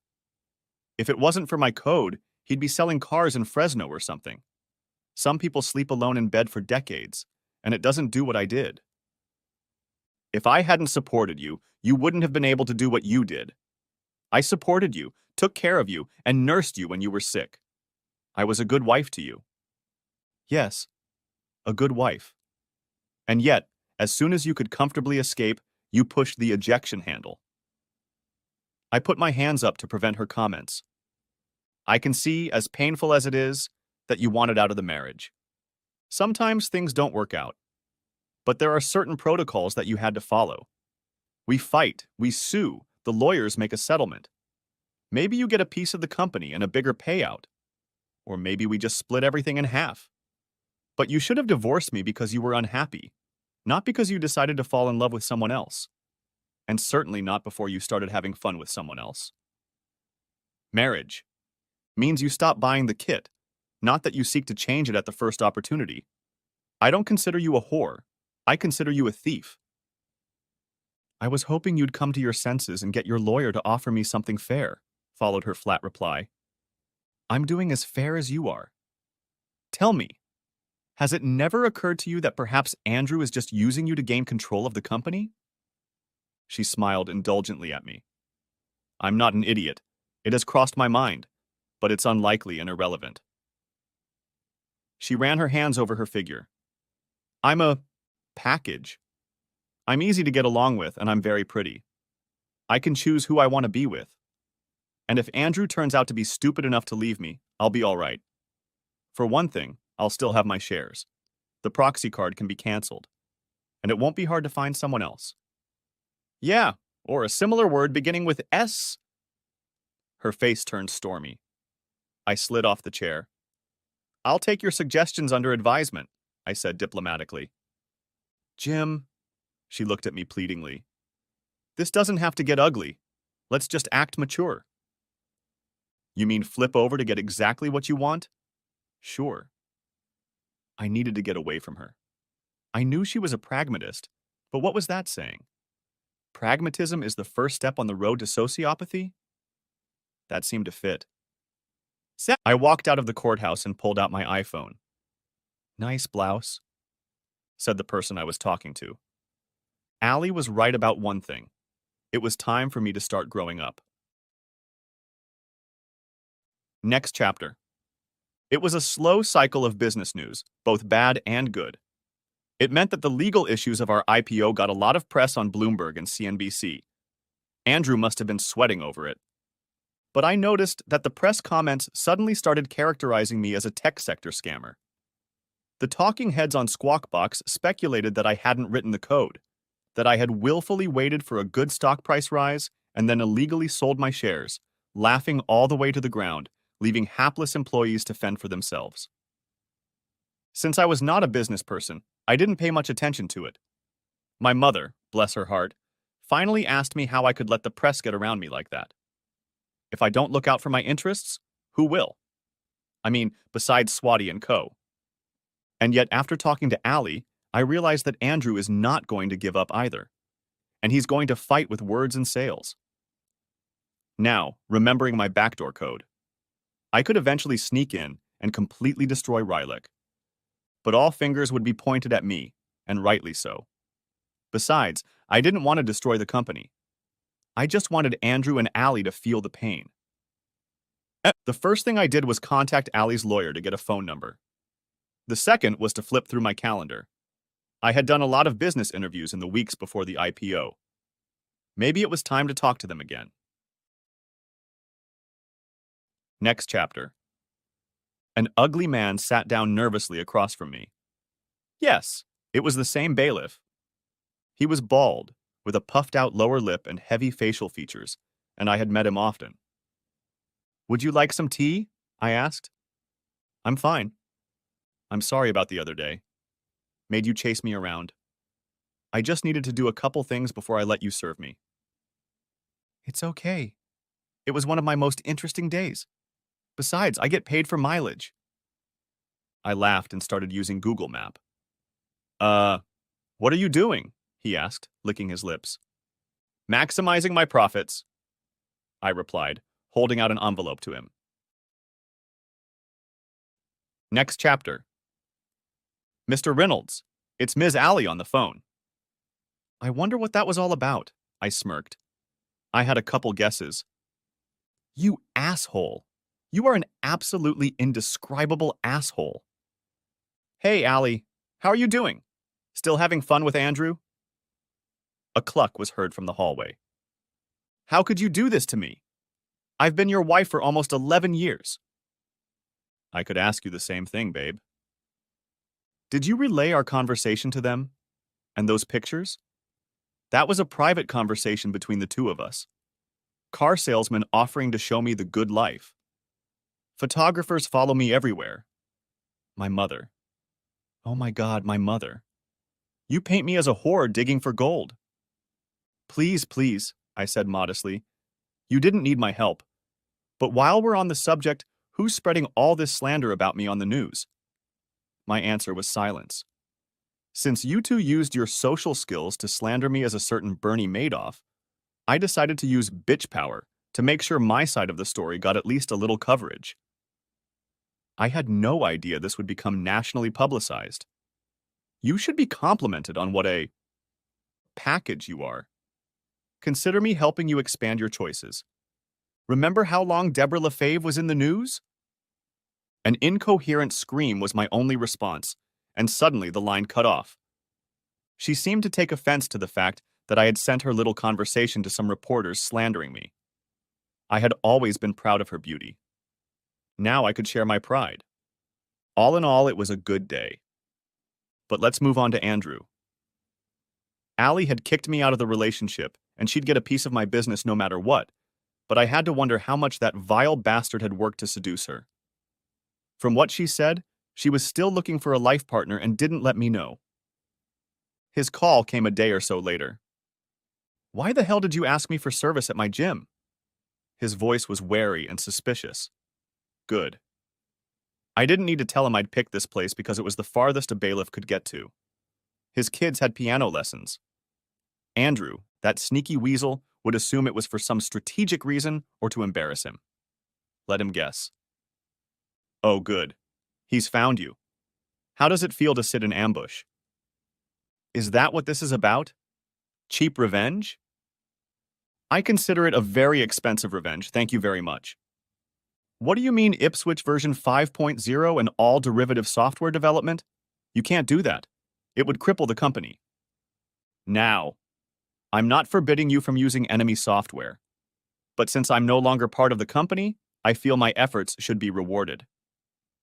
Cliff, the ugly litigator, caught Andrew in his gym with a letter of intent. You see, I solely developed our original software packages, with a little help from Carl, and I owned it. It was licensed from Ipswich. I did this because I wasn't sure if Ipswich would be able to pull ahead, and I wanted to be able to pass it on to another software company if it failed. After all, I had a family to support. The irony was killing me. Since I was a founder with a huge amount of stock, our company's profits went into my pockets, so I waived or reinvested any royalties. But I never signed any documents waiving my copyright rights. And there was a clever, red expensive, legal argument that all the subsidiary versions of the software I worked on also belonged to me. As in the movie. I own the Harry Potter character, even if another writer or studio used his image. Look, we have to come to some kind of agreement. What do you want? Well, I'd like my wife and company back, but they've both been tainted by a low-down piece of shit, traitorous asshole. So that's out of the question. How's the stock price? You bastard. See you in court. Allie must be doing this for the money from what I've seen. Saw? His voice became even more wary. Enough of that. The past. If you and the venture capitalists drop all the lawsuits, I think we can come to a reasonable financial agreement. And how am I supposed to do that? How do you get my wife to go to bed? You'll figure something out. I can't control the insurers. I didn't mention the insurers, I pointed out reasonably. I'll have to deal with them myself. It was time to twist the knife. One more thing. You need to talk your asshole into not contesting the divorce agreement. I don't want to interfere with your marital. My mocking laughter cut him off halfway through. I noticed he didn't step up to defend Allie's honor. You got yourself involved, and if there were lawsuits for alienation of affection in California, you'd be looking down the barrel of one of them by now, and with a videotape of it. She won't go for that. That's not my problem. If you don't go along with it, We'll be talking about a fair use injunction. After my divorce is settled, she won't see a dime of it. It wasn't mentioned in her divorce agreement. Allie found herself in a quandary. She demanded that assets be frozen in her settlement agreement. Each of us could only access small amounts of money. I was getting more because I was keeping house and she was not. Since she was maxing out her credit cards, she needed the money. And if it drove a wedge into their festival or their cute couple, well, I felt just awful about it. As for me, I was having a blast on eBay selling off things I didn't like and was shocked at some of the prices I was getting. I'm sure I'll find out legitimately later, but at the moment I didn't care and she didn't know. Why are you acting like this? If you ruin the company, you'll hurt a lot of people, not just the two of us. Funny how you never thought of that when you were plotting all this. Don't play the sympathy card, Andy. You can't play it. I'm not interested in discussing this. You have my letter. Think about it carefully. Next chapter. Operator error. I've had my share of fun so far. Yes, they stabbed me in the back, but I stabbed them hard financially and emotionally. If Andrew wanted to save his company, he should have gotten Allie to agree to her financial deception. If she wanted the stock she screwed over to be valuable, she needed to make sure the company was really worth something. But she had just been publicly reviled, and she wanted to get paid. I didn't see Andrew being particularly sympathetic to her distress. From what I understood, there were a couple reporters there all the time taking pictures of them. To avoid angering her, I mentioned in the letter that I was being approached for the movie rights. No, that wasn't true, but why should I care? You can imagine her reaction. My perspective began to change when an unexpected guest came to visit me. I had just returned from my morning run and was sipping freshly squeezed watermelon juice. Tripti was preparing idali for breakfast, and Swati was enjoying the first of many tea breaks. The doorbell rang and we all looked at each other. Was it another bailiff? Swati, frowning, stood up and followed him. Mr. Reynolds, this is Mr. Loeb. Harry Loeb, my former business partner, walked into my kitchen. He was dressed in a polo shirt and slacks rather than his usual business ensemble. Hello, Harry. To what do I owe this honor? He looked a little depressed. To Jim. Shouldn't you be at work, writing power of attorney documents, shuffling our corporate structure or something? He grumbled. We missed you at the last couple board meetings. I laughed. Fat chance. I paused, curious. What do you mean? I mean that you never got voted off the board. I can't believe that wasn't your first order of business after I was served. I came here to hear your side of the story. When Schwartz told me you sold us out, I was very angry with you. You broke the lockout and put the whole company at legal risk. I was the one who prepared those motions and planned to skin you. He fell silent. I can hear the buts.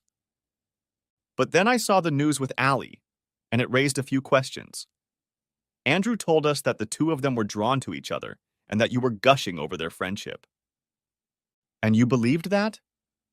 I found it hard to believe, but I also found it hard to believe that you would strangle Hector and throw him out of your office.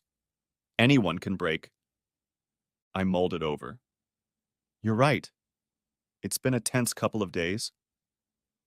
Why don't you tell me about them? I told him my story. I told him about people knowing things they shouldn't know, about people approaching Carl to finish off Rylek, about catching Allie and Andy together. I offered to show him the video, but he refused. I showed him the proxy voting card, and he silently read it. Looks like this is Jenkins's work. I always thought he was a weasel. I didn't sign up for this and didn't know it. When I saw those broadcasts with Allie and the excerpts from the tapes, I asked Andy some questions, but there was no need because Allie answered his home phone. So, what are you going to do about Jenkins? Nothing. Nothing. Why the hell not? Because as soon as I heard her voice and listened to his half-crazy reasoning, I resigned as general counsel of the company. I'm not going to work with someone who behaves like that. Hearing that, I put down my glass and covered my face, trying to pull myself together. This was humiliating. Really humiliating.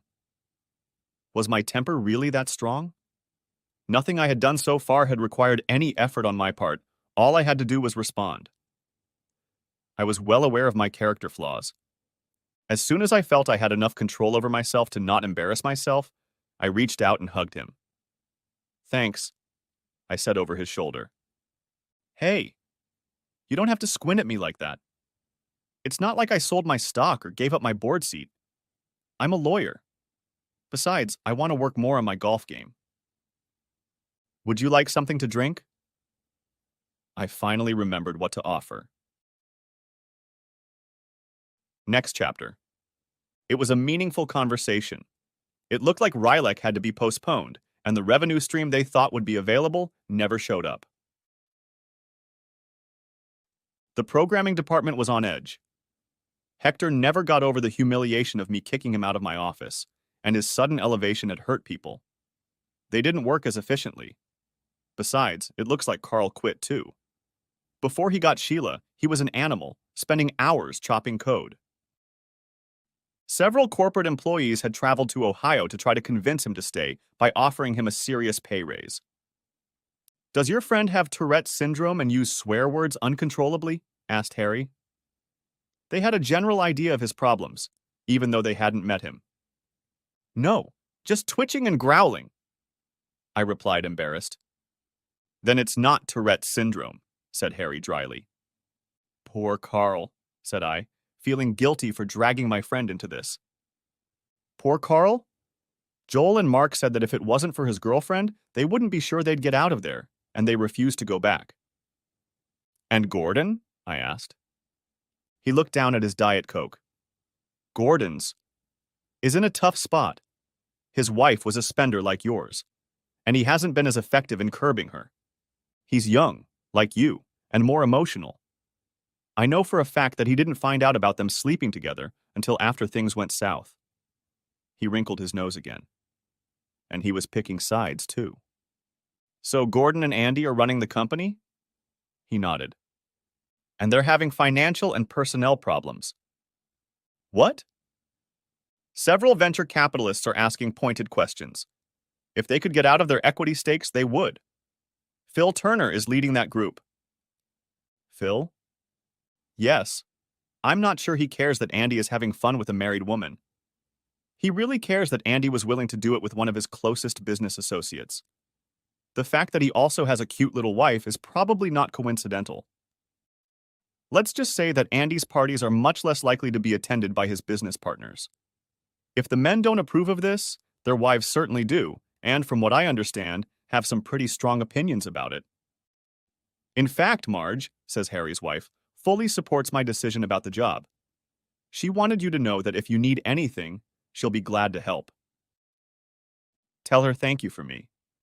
What's the story with the staff?" "And several people have left the company because of all this. I'm not sure of their motives, because of the lack of revenue and the fact that several suppliers have quietly gone to our competitors." He threw me a questioning look, but I shook my head. "All in all, things aren't looking too rosy, and they've let a few people go." "That's terrible." "Yes, but what are you going to do? They want to stop the bleeding. I'm not blaming you for that, but it's still happening." We promised to keep in touch, and he left, apologizing for a mess that wasn't really his fault. I sent Carl an email, thanking him for his support. He sent one back. "Don't worry, I won't be working for them anymore. And I can't believe the horrible lies they are telling about you on the news. I'm working on fixing that. Carl." What the hell is he up to? I got a stomachache, and it wasn't just Carl. I started sleeping badly. You'd think with a billion lawsuits, divorce, betrayal, and bankruptcy, I'd sleep at all, but so far I'd managed to avoid most of them. There had been a few stressful nights when a little southern comfort was needed to take the edge off, but lately things had gotten worse, so much so that Prati had started showing herself again, and I'd been switched to decaf. These girls didn't miss a trick. Then one day, Prati turned to me. "Mr. Reynolds? You're on YouTube," she said, as she looked up from my laptop where she was supposed to be working on her homework. I walked over and peered over her shoulder. Carl was on the screen. He was clearly stressing out a lot. He had pronounced ticks, and every third word looked like an yip, but he'd made a video in which he berated the press, Andrew, Allie, and told everyone what a prince I was for not only giving him his first job, but introducing him to his fiancée. His goddamn fiancée. My best friend in the world, who hated asking women for money when we were shoveling sidewalks, publicly putting himself out there and offering to give interviews to the media. Prati, why don't you go outside and play? Said I hoarsely. Mr. Reynolds, I haven't finished doing my homework yet. Pratty, she hissed. I was confused. Carl hadn't told me he was engaged, and here he was, quitting his job and getting media attention on my behalf. Me. The guy who left him alone during the reunion because I wanted to nail Rebecca Goldstein. The guy who often embarrassed him with Allie. The guy who used him to help build this company with free labor. And it wasn't just him. He'd lost his job. So had Gloria, a single mom with a baby. Mindy. George from security, who was supplementing his pension. A dozen people or more from our company, and from the sounds of it, the rest were on edge. They went into business with us, and as employers, we had obligations to them as well. Yes, I was not the prime mover, but my actions contributed more to their woes. Just because I victimized Andrew and Allie didn't give me the right to victimize other people. I remembered Judith's words to me a month or so ago. But if you choose a pit bull, be prepared to bleed. They're fighters. That's all they do. That's all they know how to do. I was so focused on winning and doing the most damage that I forgot that there are many innocent victims. Andrew, that bastard, was right, even if he only used it for manipulation. A lot of people were hurt by my actions. I had to change all that. Next chapter. My first action was to send another letter of intent to the company stating that I did not intend to seek a royalty refund for the next 18 months. I wasn't giving up my rights, but I didn't see how tying up their finances right now would benefit the people who would be most affected by my actions. We went to the stock market to raise money and spent a good $500,000 or more. The share price fell, and Andy was struggling to attract new investors. Businessmen seemed to value honesty and being married, neither of which allowed him to be trusted in any relationship. Those who weren't married got divorced, and Andy was a nightmare for the divorced. As for Allie, I sent her a personal letter informing her that I would agree to a 50-50th split if she unfroze our assets. I even offered to sign a document to that effect. Needless to say, suspicions were high, but I did my best to reassure her to the best of Thurman's ability. Finally, I got a list of names from HR and checked the company directory. And then Mindy helped me a lot when we were starting my new project. The first thing I did when they unfroze was write a check to Carl for the 2 years of work he did for me that he wasn't getting paid for.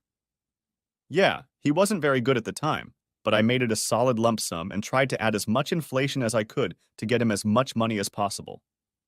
If anything, I wrote, he should take it as an early wedding present.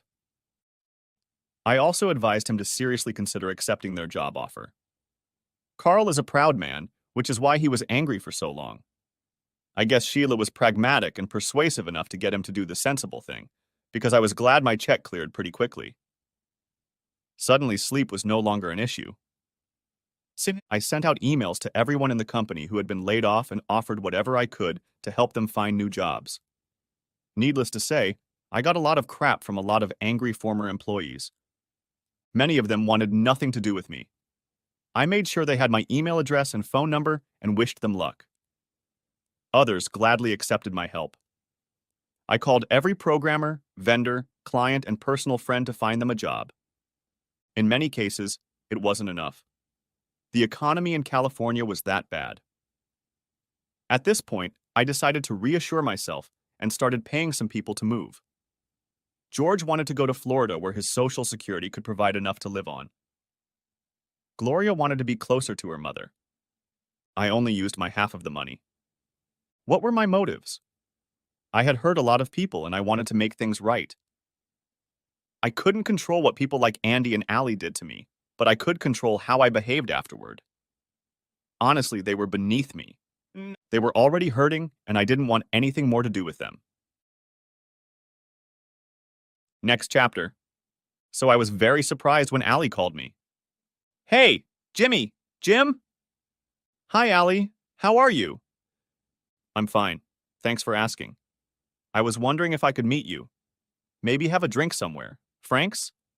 It was a bar we used to go to sometimes. Our lawyers won't like it if we talk together. Forget about our lawyers. This isn't about our divorce. This is about something else. When and where? She gave me the information I needed, and my schedule had been pretty loose lately. I said goodbye and put my phone in the holder. You can come in, I said as I opened the door. Mindy and Swati sheepishly walked into the room. I assume you all heard? I had long since given up trying to keep secrets from those two. They nodded. What do you think? Swati looked at Mindy, giving way to her. You should go. Mindy said, You need to finish. I'm not sure what this is about, but it can't hurt to listen. Swati nodded in agreement. But be careful, Mr. Reynolds. She's tricky. Always good advice. Next chapter. I got to Frank's and she was already sitting in the back booth, very well dressed. I moved across from her and ordered a drink. It was her show, and I figured she should be the host. You look good, she began. I've had a lot of free time, so I've been working out. As the saying goes, to get a man to go to the gym, you have to get a divorce. It works for you. She wrinkled her nose.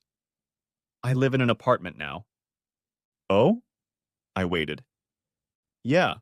Well, things didn't work out as well with Andy as I thought they would. I don't blame you for that.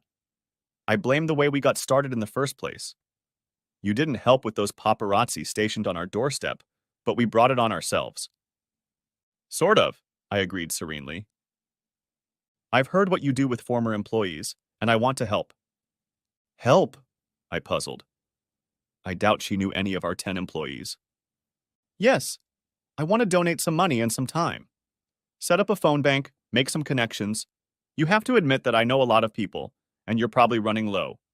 But it was a brilliant idea. It has great optics. I can get People magazine to help us. Optics? I sighed. She sensed my sudden change in tone.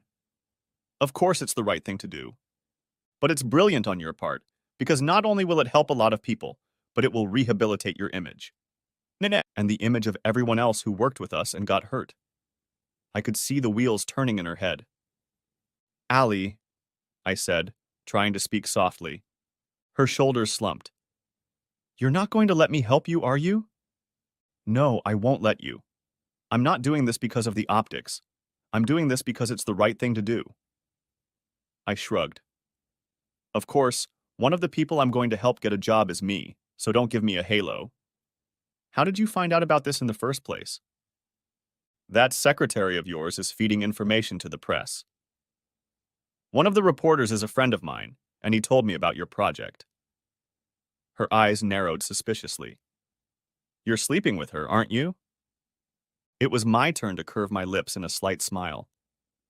Remember the Bob and Tom show when we were in Ohio? She was puzzled by my sudden change of subject. Vaguely. They were funny to the point of weirdness. I know you liked it. I pick at the amusement again. Bob had a saying, show me a beautiful woman, and I'll show you a guy who's tired of entertaining her. She sighs. Excuse me? What do you mean? I mean that if you had asked me for a divorce before you started entertaining Andy, if you had been open and honest, we wouldn't be here today. I would have given you an honest divorce. Did you really think you were the only one who wasn't happy? But, you never made yourself known. Her ego was having a very hard time accepting that I had reason to be disgruntled. No. Because as you so piquantly put it, you chose who to love. But you forgot that you have to make that choice every day. Even if your wife is a snob. Even when she spends too much money. Even when she can be an annoying bitch. You're a hypocrite. You're doing the same thing. Treating that little secretary as a replacement. I shook my head again. No, I'm not. I'm not replacing her. Yes, I had my eye on her a few months ago, but at worst I was just eyeing her. thinking about how that new coat would look on me. I didn't expect you to steal my coat, so I needed another one. So we're not having fun. But that doesn't mean I don't see what could be next. So this is the end? For you and me? Yes. It's over except for the paperwork. She looked a little sad, a little angry, stood up and handed me the bill. But I didn't mind. The main thing was done. When all this started, I talked to Swati about how to handle the whole divorce thing. She said the following: Mr. Reynolds, these two are doing what they are doing by being hidden. You need to tell the world what they did so they can't do it again. So I couldn't let her soften her image. I also couldn't take her money. You see, part of my strategy in dealing with the insurers was to let them know they could pursue me all they wanted. My coffers were empty. They'd have better luck getting blood from a stone. A few small holders had already dropped their claims, and the rest, faced with a PR nightmare, fizzled out. Mindy asked the staff I was helping to talk to the press. They want to sue the man who is spending his fortune to save them? As Allie put it, terrible optics.